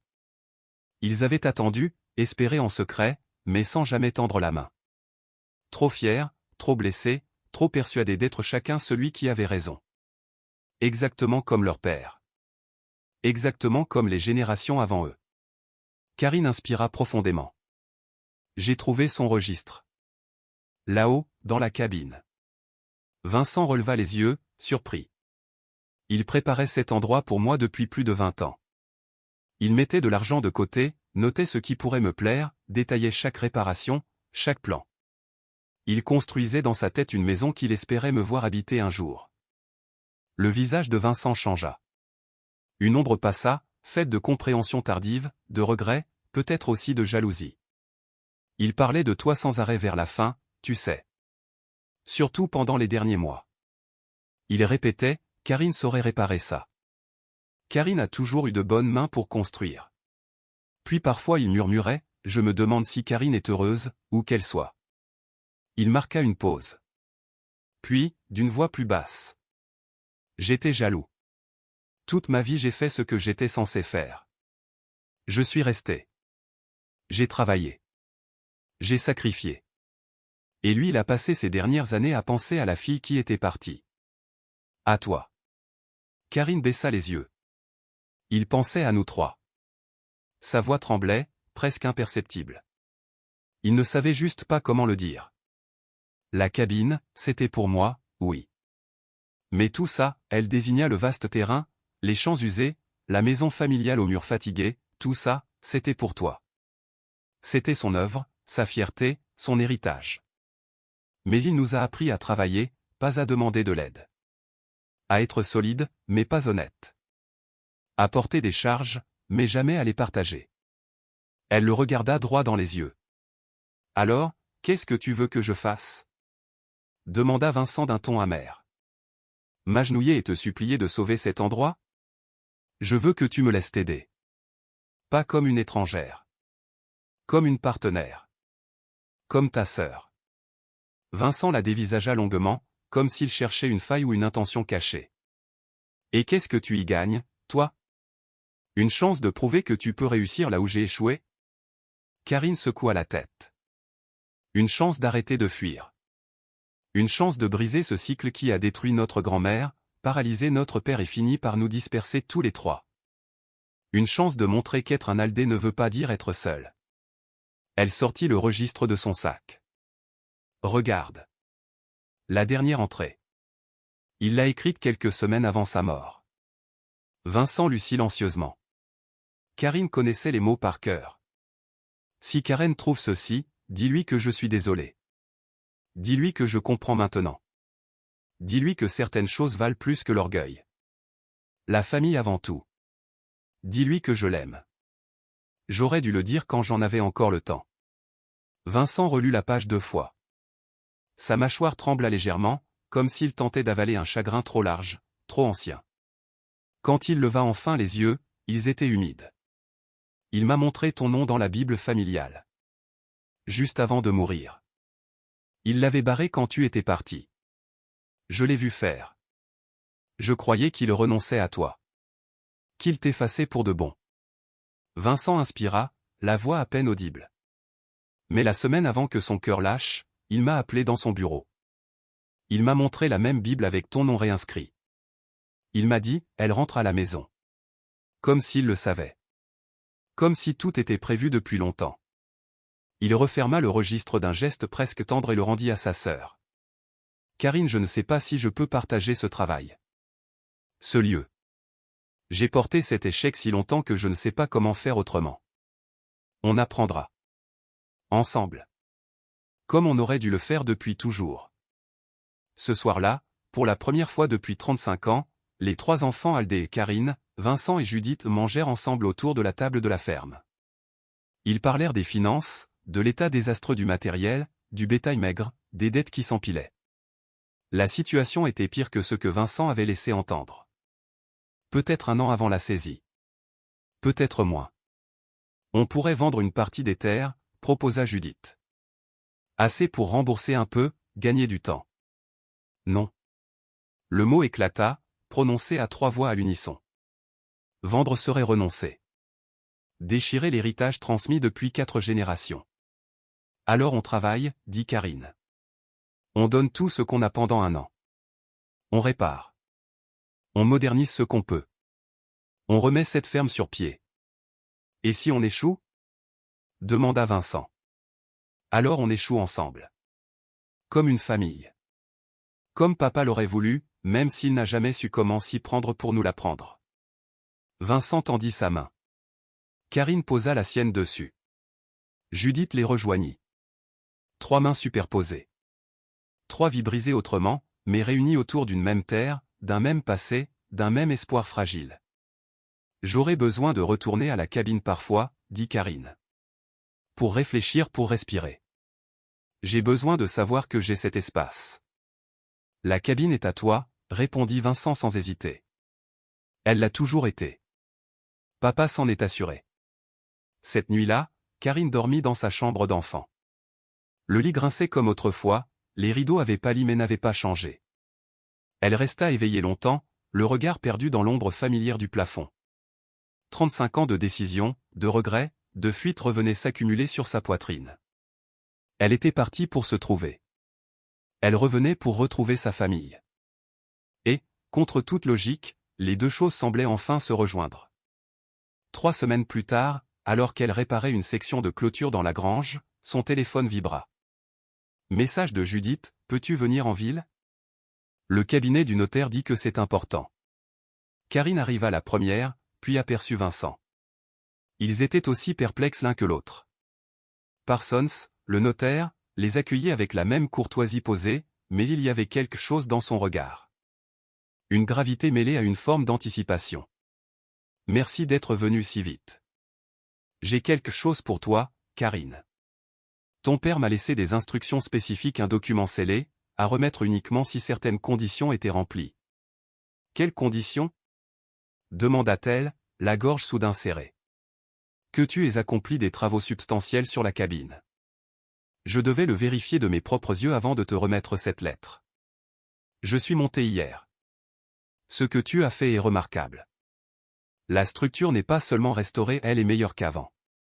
Ton père serait fier. Il posa une enveloppe épaisse sur la table.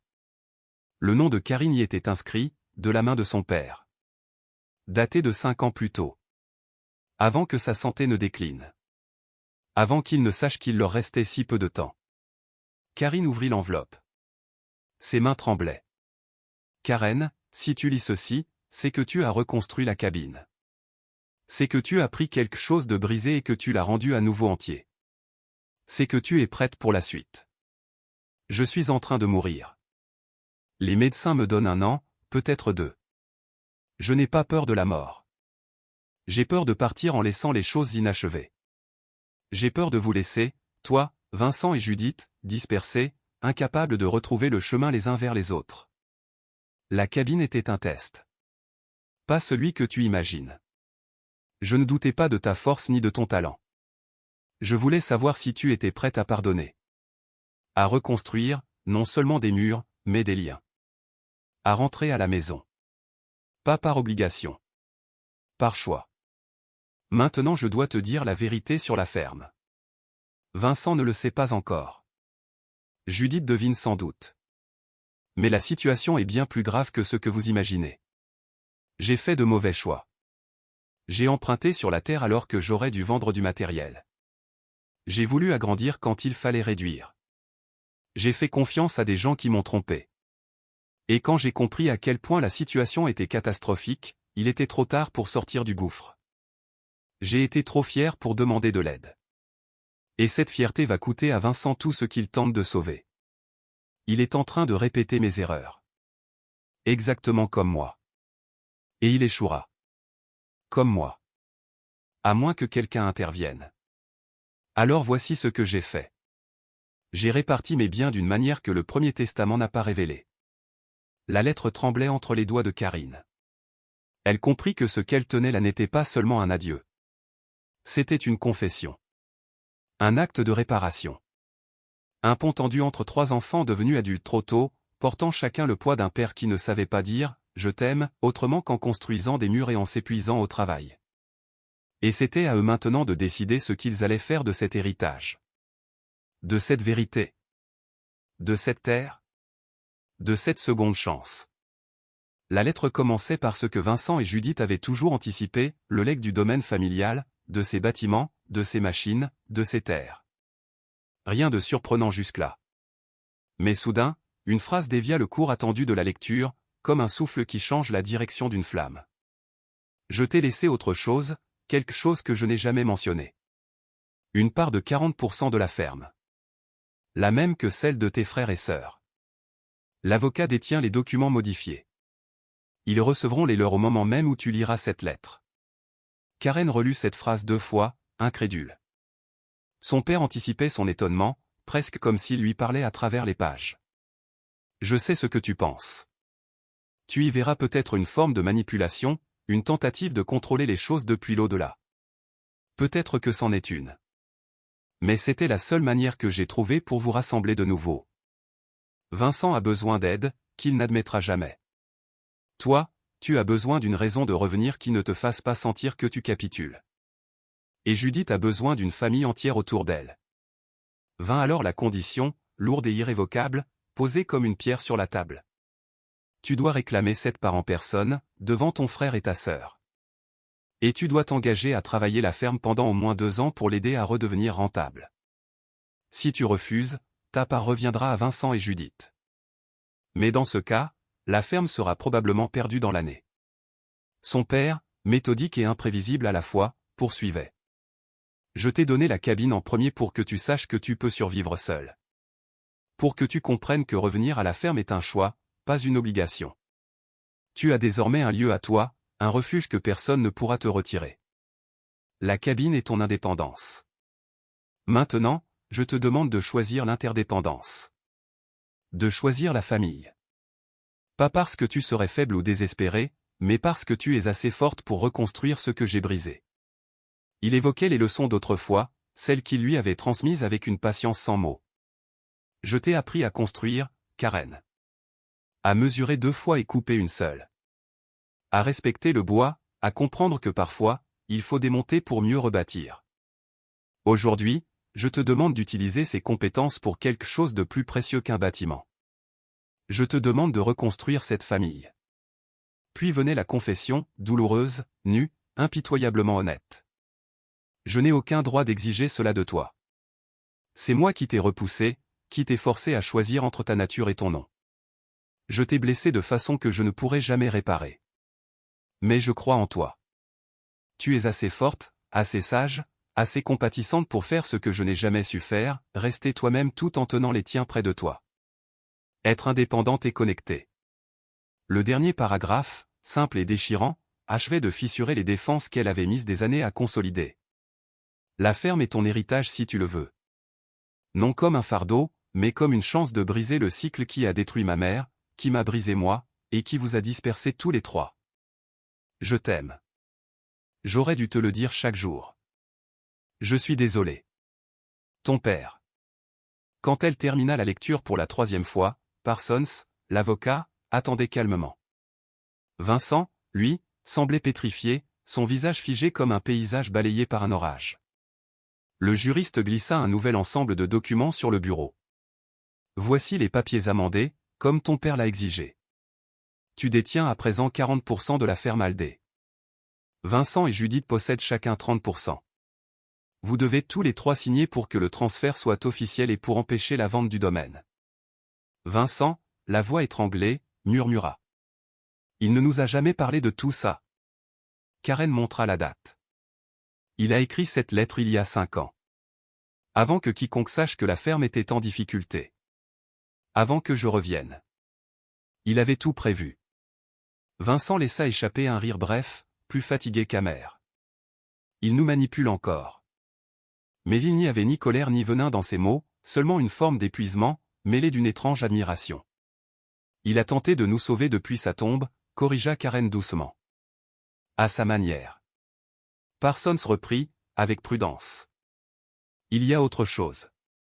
Votre père a créé une fiducie qui s'activera une fois les 3 signatures réunies. Elle contient suffisamment de capital pour rembourser les dettes urgentes de la ferme et réparer les équipements essentiels. Pas assez pour tout régler, mais assez pour vous donner de l'air. Vincent fronça les sourcils. Où a-t-il trouvé cet argent?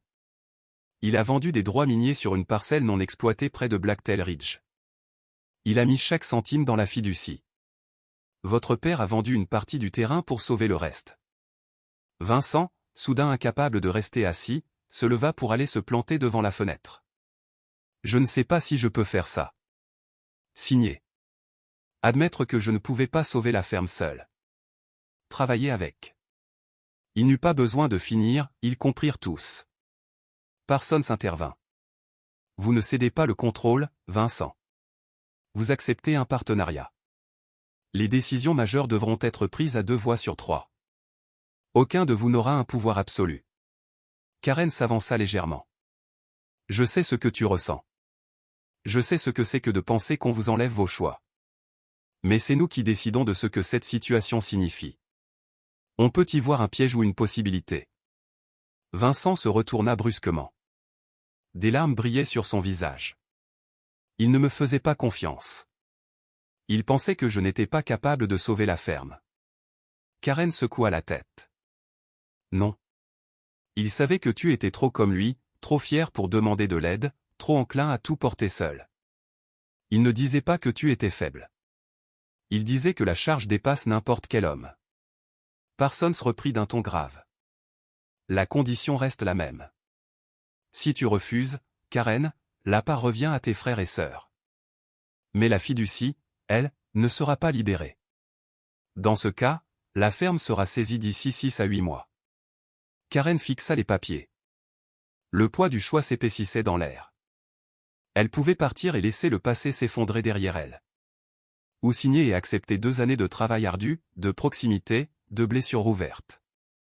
Était-ce réellement un choix ou une obligation déguisée? Elle rentra à la cabine. Son refuge. Son œuvre. La preuve tangible qu'elle pouvait survivre seule. Elle y passa 3 jours marchant, réparant une marche qui grinçait, observant la lumière glisser sur le bois qu'elle avait poncé elle-même. Elle gardait le vieux compas de sa grand-mère dans sa poche, et la montre arrêtée de son père dans l'autre. Le 3e jour, Judith arriva. Elle s'assit près d'elle sans un mot. Karen finit par murmurer. J'ai peur. Peur de revenir là-bas et de me perdre encore. Peur que la famille me casse comme elle a cassé grand-mère. Peur d'être écrasée, encore. Judith lui prit la main. Tu n'es ni elle, ni papa. Tu as déjà prouvé que tu pouvais vivre seul. Tu n'as pas besoin de la ferme.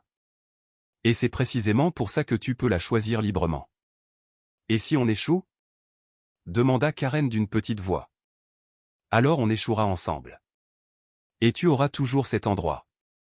Ton endroit. Ton encre. Ce que papa t'a donné pour que personne ne puisse t'arracher à toi-même. Karen regarda le compas pendu près de la porte. L'aiguille immobile, inébranlable, obstinée. Il m'a donné cette cabine pour que je sache que j'avais le choix pour que revenir ne soit pas un renoncement. Judith hocha la tête. Alors qu'est-ce que tu veux vraiment?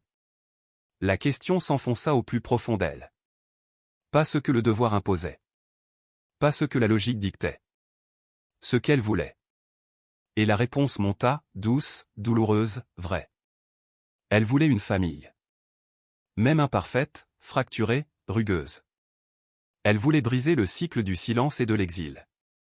Elle voulait prouver qu'on pouvait être soi-même et appartenir à quelque chose. Je vais signer, dit-elle enfin.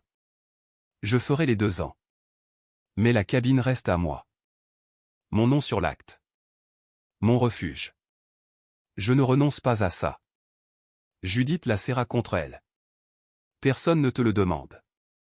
Bienvenue à la maison, ma sœur. La signature eut lieu un matin de septembre, autour de la grande table en chêne de leur enfance. Celle où leur mère pétrissait le pain, où leur père alignait les chiffres, où chaque repas avait été une tentative de tenir la famille ensemble avant que le silence ne l'étrangle. Vincent, raide, presque méconnaissable, prit la parole. Avant qu'on signe, je dois dire quelque chose. Karen et Judith levèrent les yeux vers lui. Je me suis trompé à ton sujet, dit-il. Surtout. Sa voix se brisa. Et c'est là, dans ce tremblement, que la véritable reconstruction commença.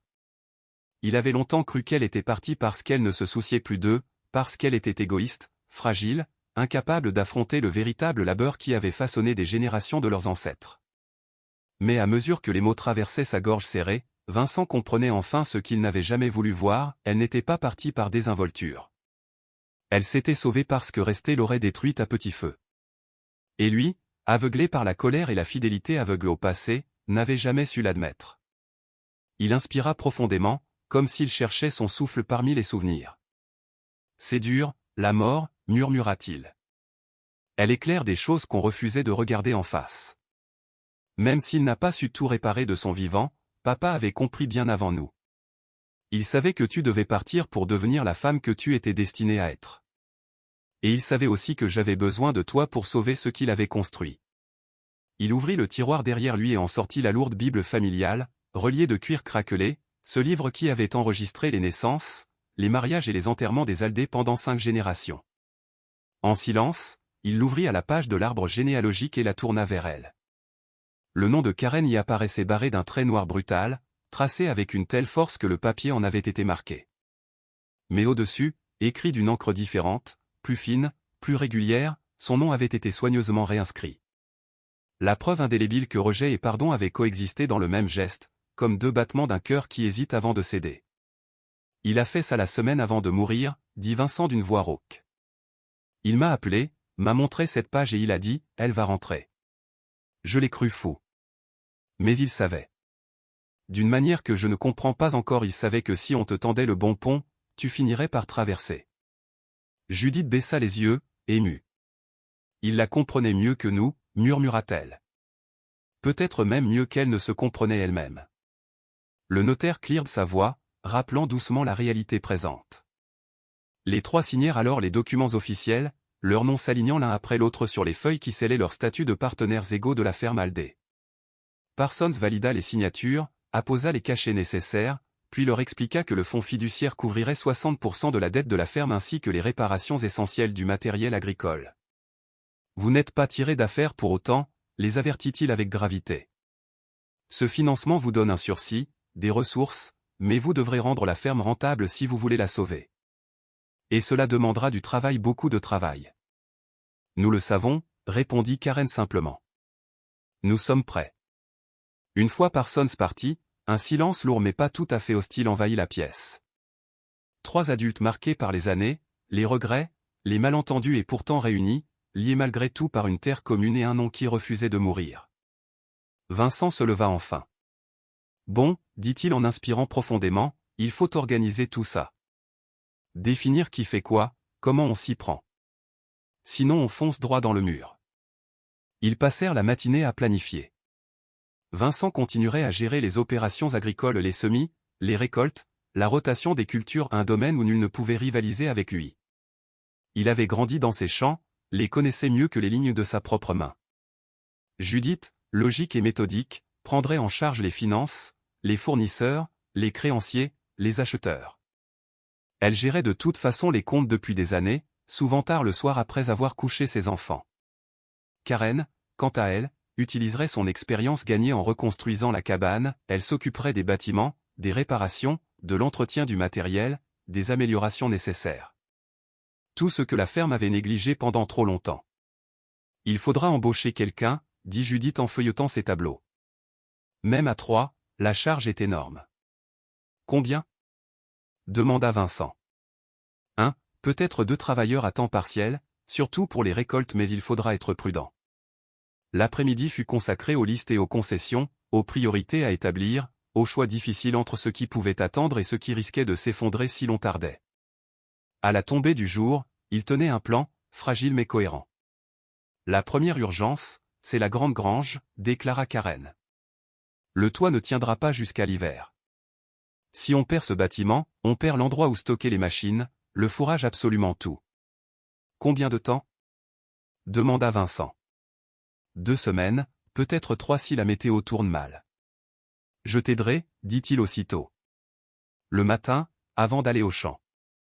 Je te laisse pas faire ça seul.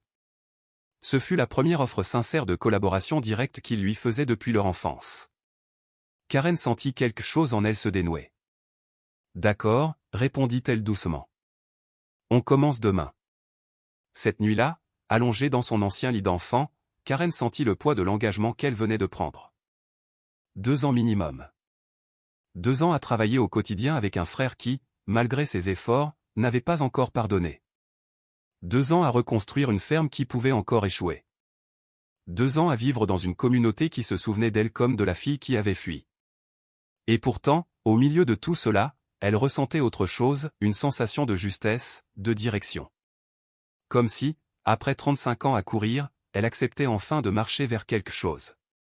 Le lendemain, à l'aube, le travail commença. Vincent l'attendait déjà devant la grange, une échelle et des outils à la main.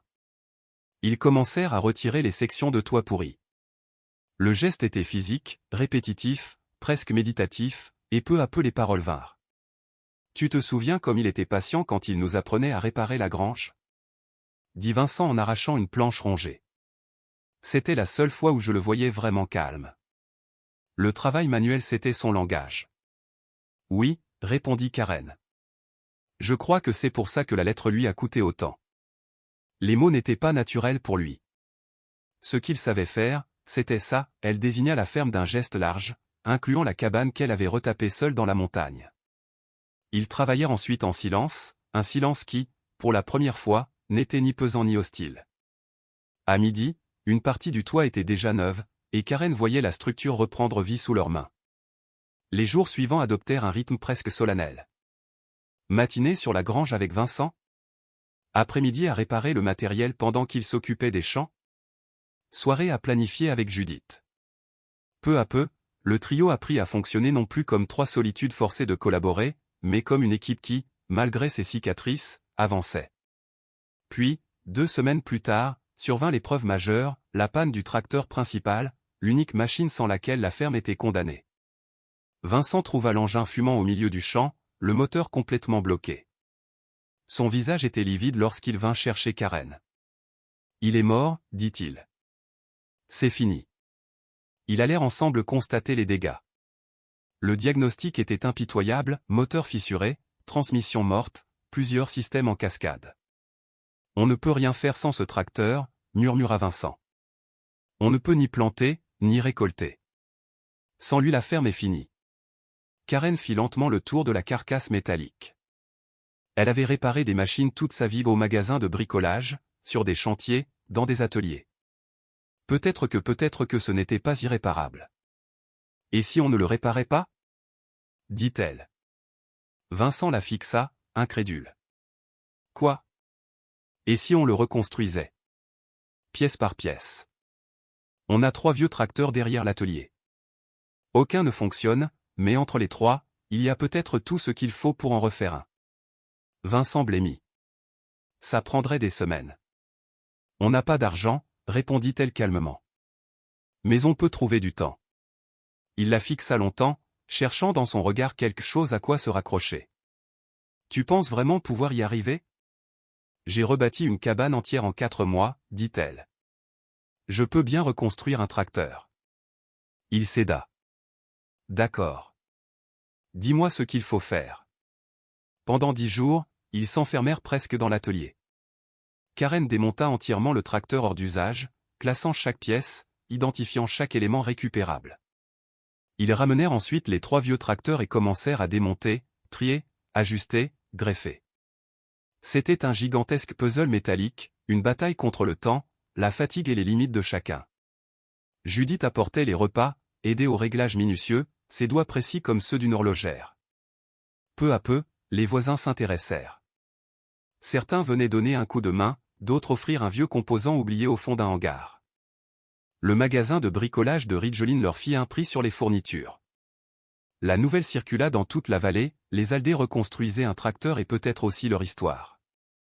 Le 10e jour, l'engin, assemblé à partir de 4 machines différentes, avait une allure improbable, presque héroïque dans sa laideur. Karen grimpa dans la cabine, respira profondément. Croisez les doigts. Elle tourna la clé. Le moteur toussa, hésita puis rugit, puissant, vivant. La cabine vibra sous elle, son cœur aussi.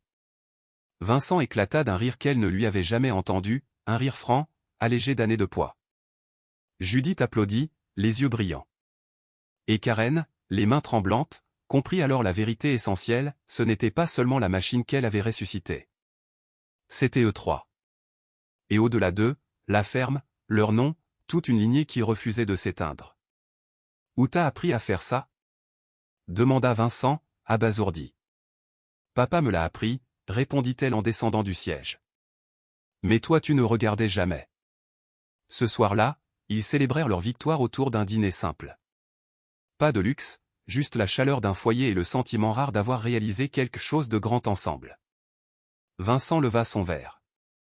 À papa, dit-il. Qui nous connaissait mieux que nous-mêmes. Judith ajouta. Et à Karen qui est revenue sans y être obligée. Karen sourit. À la famille.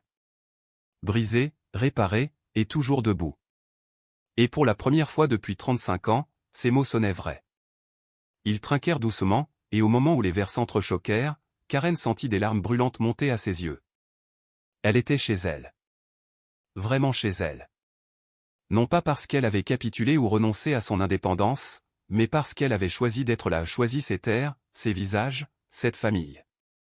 Choisi de redevenir une partie vivante de quelque chose de plus vaste que sa solitude. La cabane l'attendait toujours dans les montagnes, refuge silencieux, preuve tangible qu'elle savait survivre seule. Mais ici, sur cette ferme qui l'avait autrefois blessée, elle découvrait une vérité tout aussi essentielle, survivre seule et s'épanouir ensemble n'étaient pas des contraires, seulement 2 manières différentes d'être en vie. Et elle avait le droit, enfin, de choisir les 2. Le lendemain du fameux épisode du tracteur, Karen se réveilla avant l'aube. Elle enfila les vieux vêtements de travail de son père, un pantalon de toile adouci par le temps, une chemise de flanelle dont l'odeur avait traversé les années, mélange de bois, de terre et de souvenirs.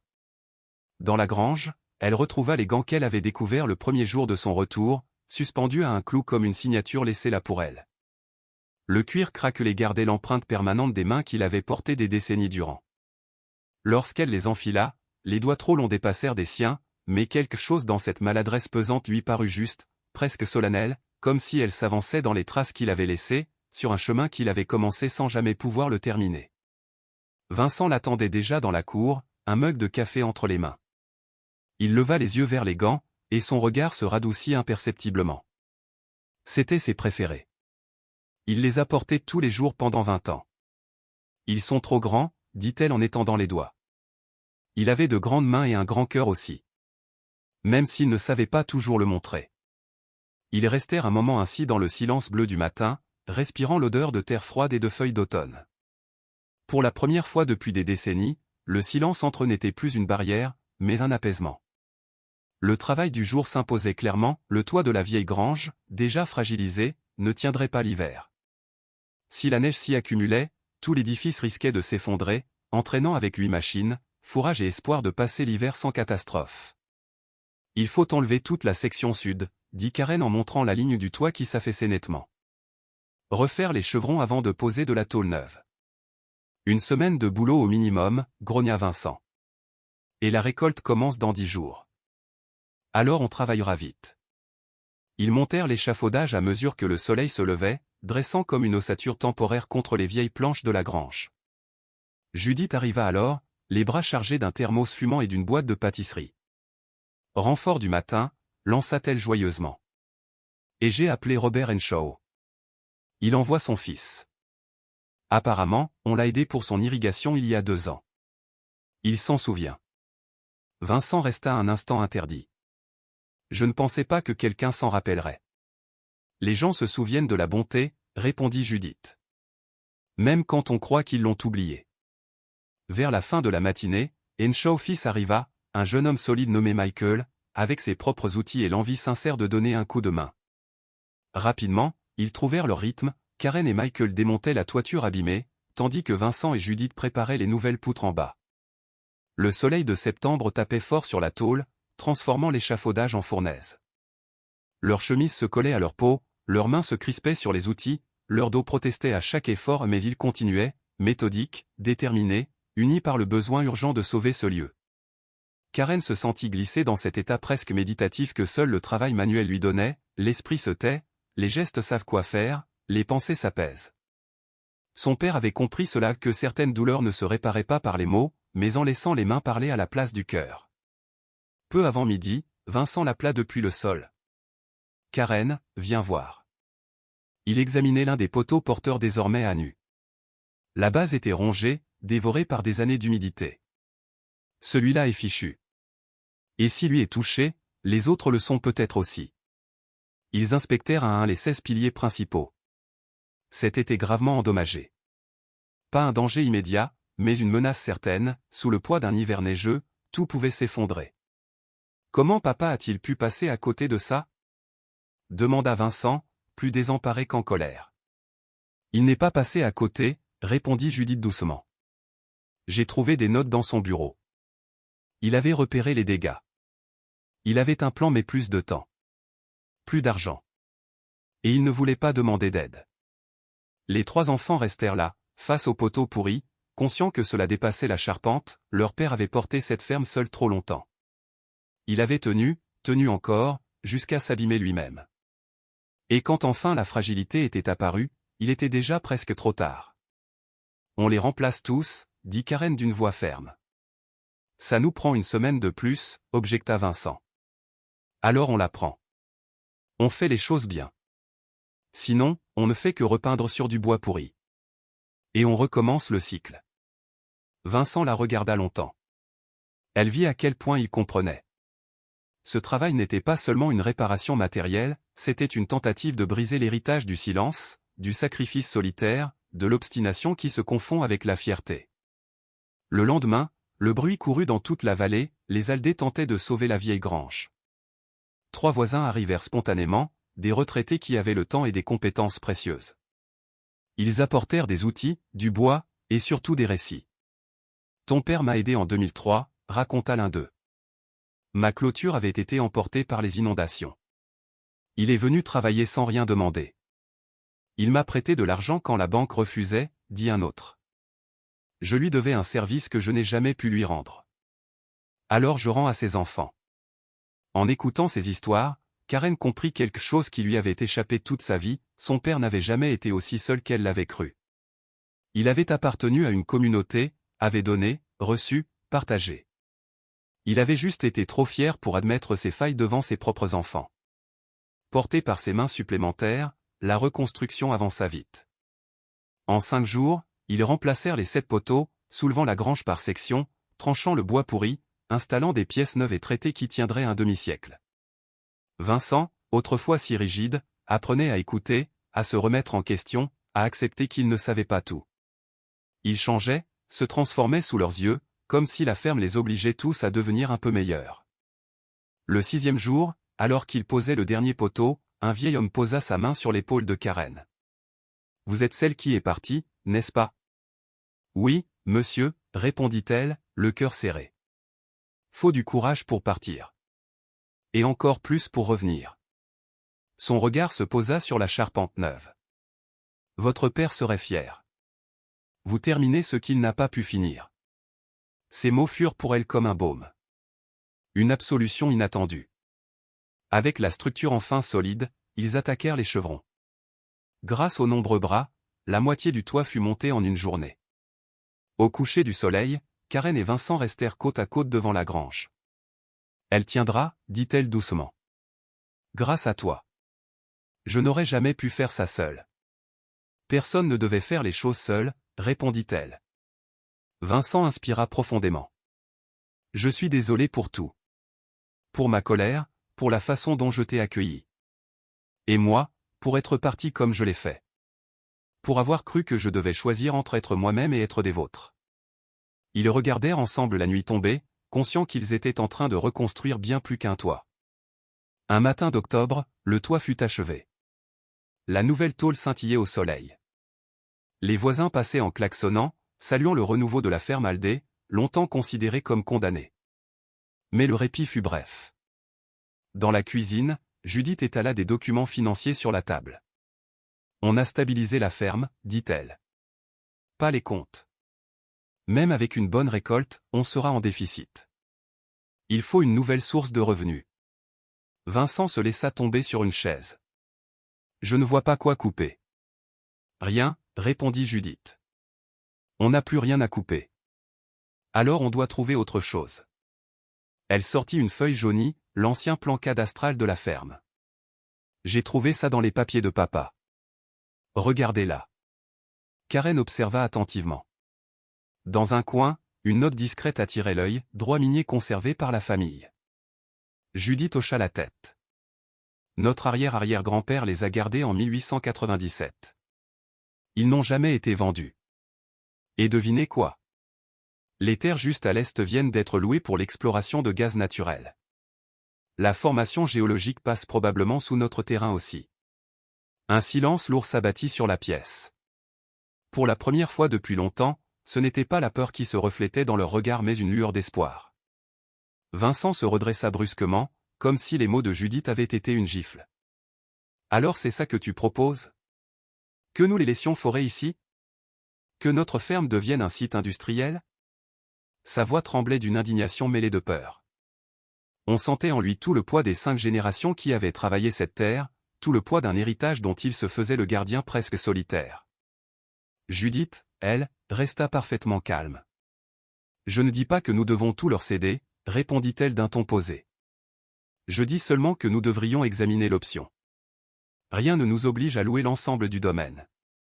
On pourrait limiter cela aux zones que nous n'exploitons plus, le bois à l'est peut-être même le pâturage du fond que nous n'avons pas utilisé depuis des années. Non, trancha Vincent. Un mot sec, coupant, comme une porte qui claque. Cette terre, on la cultive depuis 5 générations. On ne la cède pas à une compagnie pétrolière comme si elle ne valait rien. Karen, restée silencieuse jusque-là, réfléchissait intensément. Elle prit la parole avec une lenteur mesurée, comme si elle pesait chaque mot. Nous ne leur céderions pas la terre, murmura-t-elle. Seulement les droits miniers. Ils prélèveraient ce qui se trouve sous la surface, pas ce qu'il y a au-dessus. La ferme resterait à nous. On pourrait continuer à cultiver comme toujours. Elle regarda Judith. Et si elle a raison au sujet de la formation géologique, les redevances pourraient sauver la ferme. Vincent se mit à marcher en long et en large, incapable de rester immobile. Et à quel prix? Lança-t-il. Des derricks sur notre terrain. Des camions qui détruisent nos routes. Le bruit, la poussière, des inconnus partout. Ce lieu ne ressemblerait plus à ce que papa connaissait. Karen le fixa. Papa a changé cette ferme des dizaines de fois, répondit-elle. Il a dû s'adapter aux outils modernes, aux nouveaux marchés, aux réalités qui évoluaient sans cesse. C'est comme ça que la ferme a survécu. C'est comme ça que toutes les fermes survivent, en changeant. Là, c'est différent, grogna Vincent. Judith se pencha en avant, son regard ancré dans celui de son frère. En quoi est-ce différent de l'époque où papa a installé le système d'irrigation dans les années 70 ? Tout le monde disait qu'il allait ruiner la terre, qu'on ne pouvait pas cultiver comme ça. Et pourtant, c'est ce qui nous a sauvés pendant les sécheresses. En quoi est-ce différent du moment où grand-père est passé du blé au maïs, alors que tout le monde l'accusait de trahir la tradition ? Elle marqua une pause. L'adaptation n'est pas une trahison, Vincent.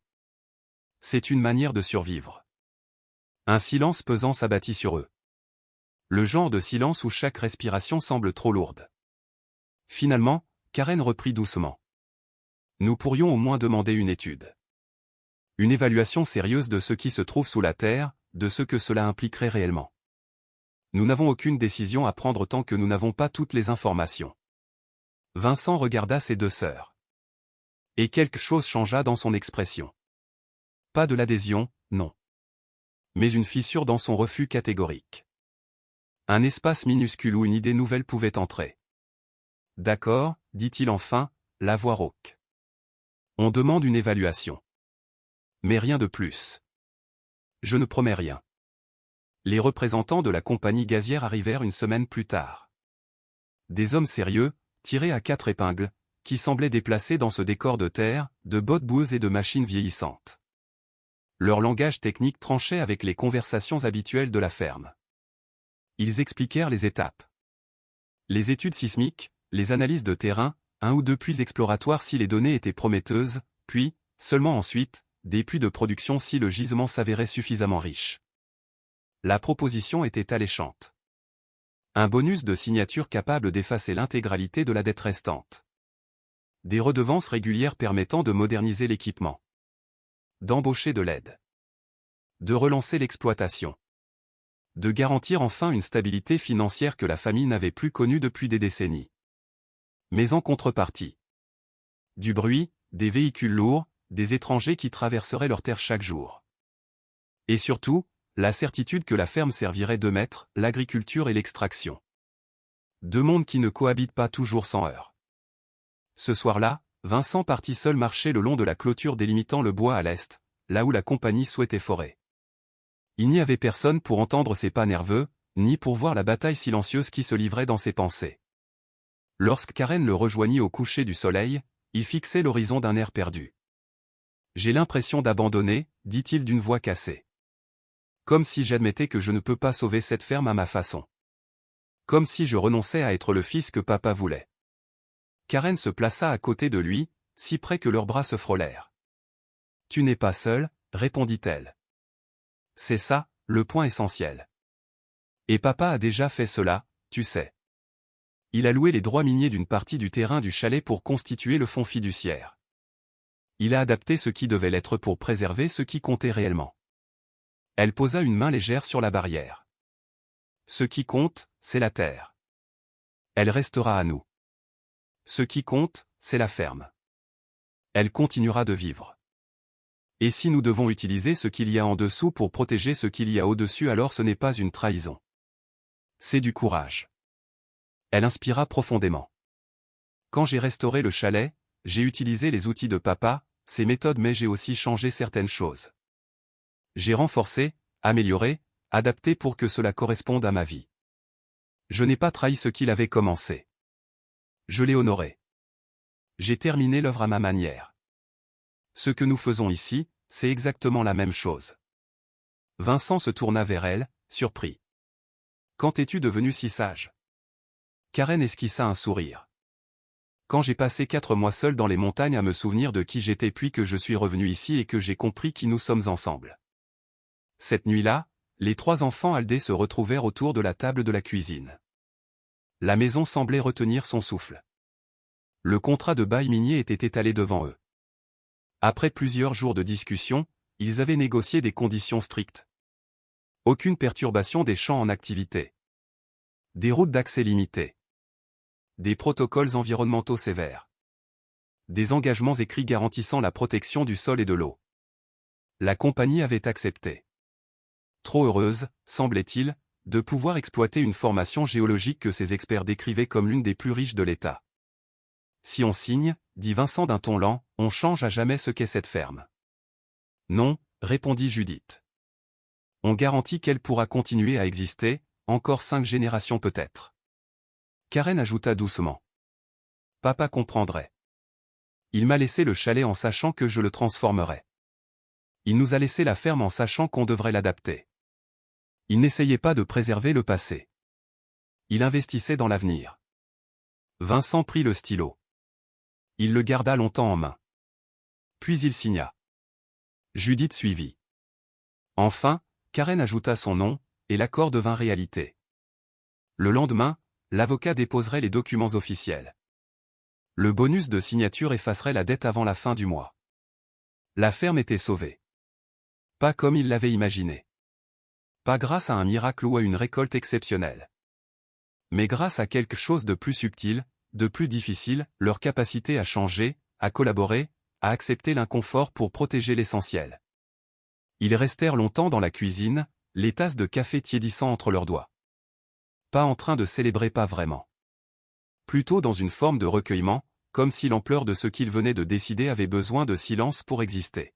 « À papa » dit Judith en levant sa tasse. « À la famille » ajouta Vincent. « Compliqué, têtu mais enfin réunis. » Aux secondes chances, conclut Karen. Et au courage de les saisir.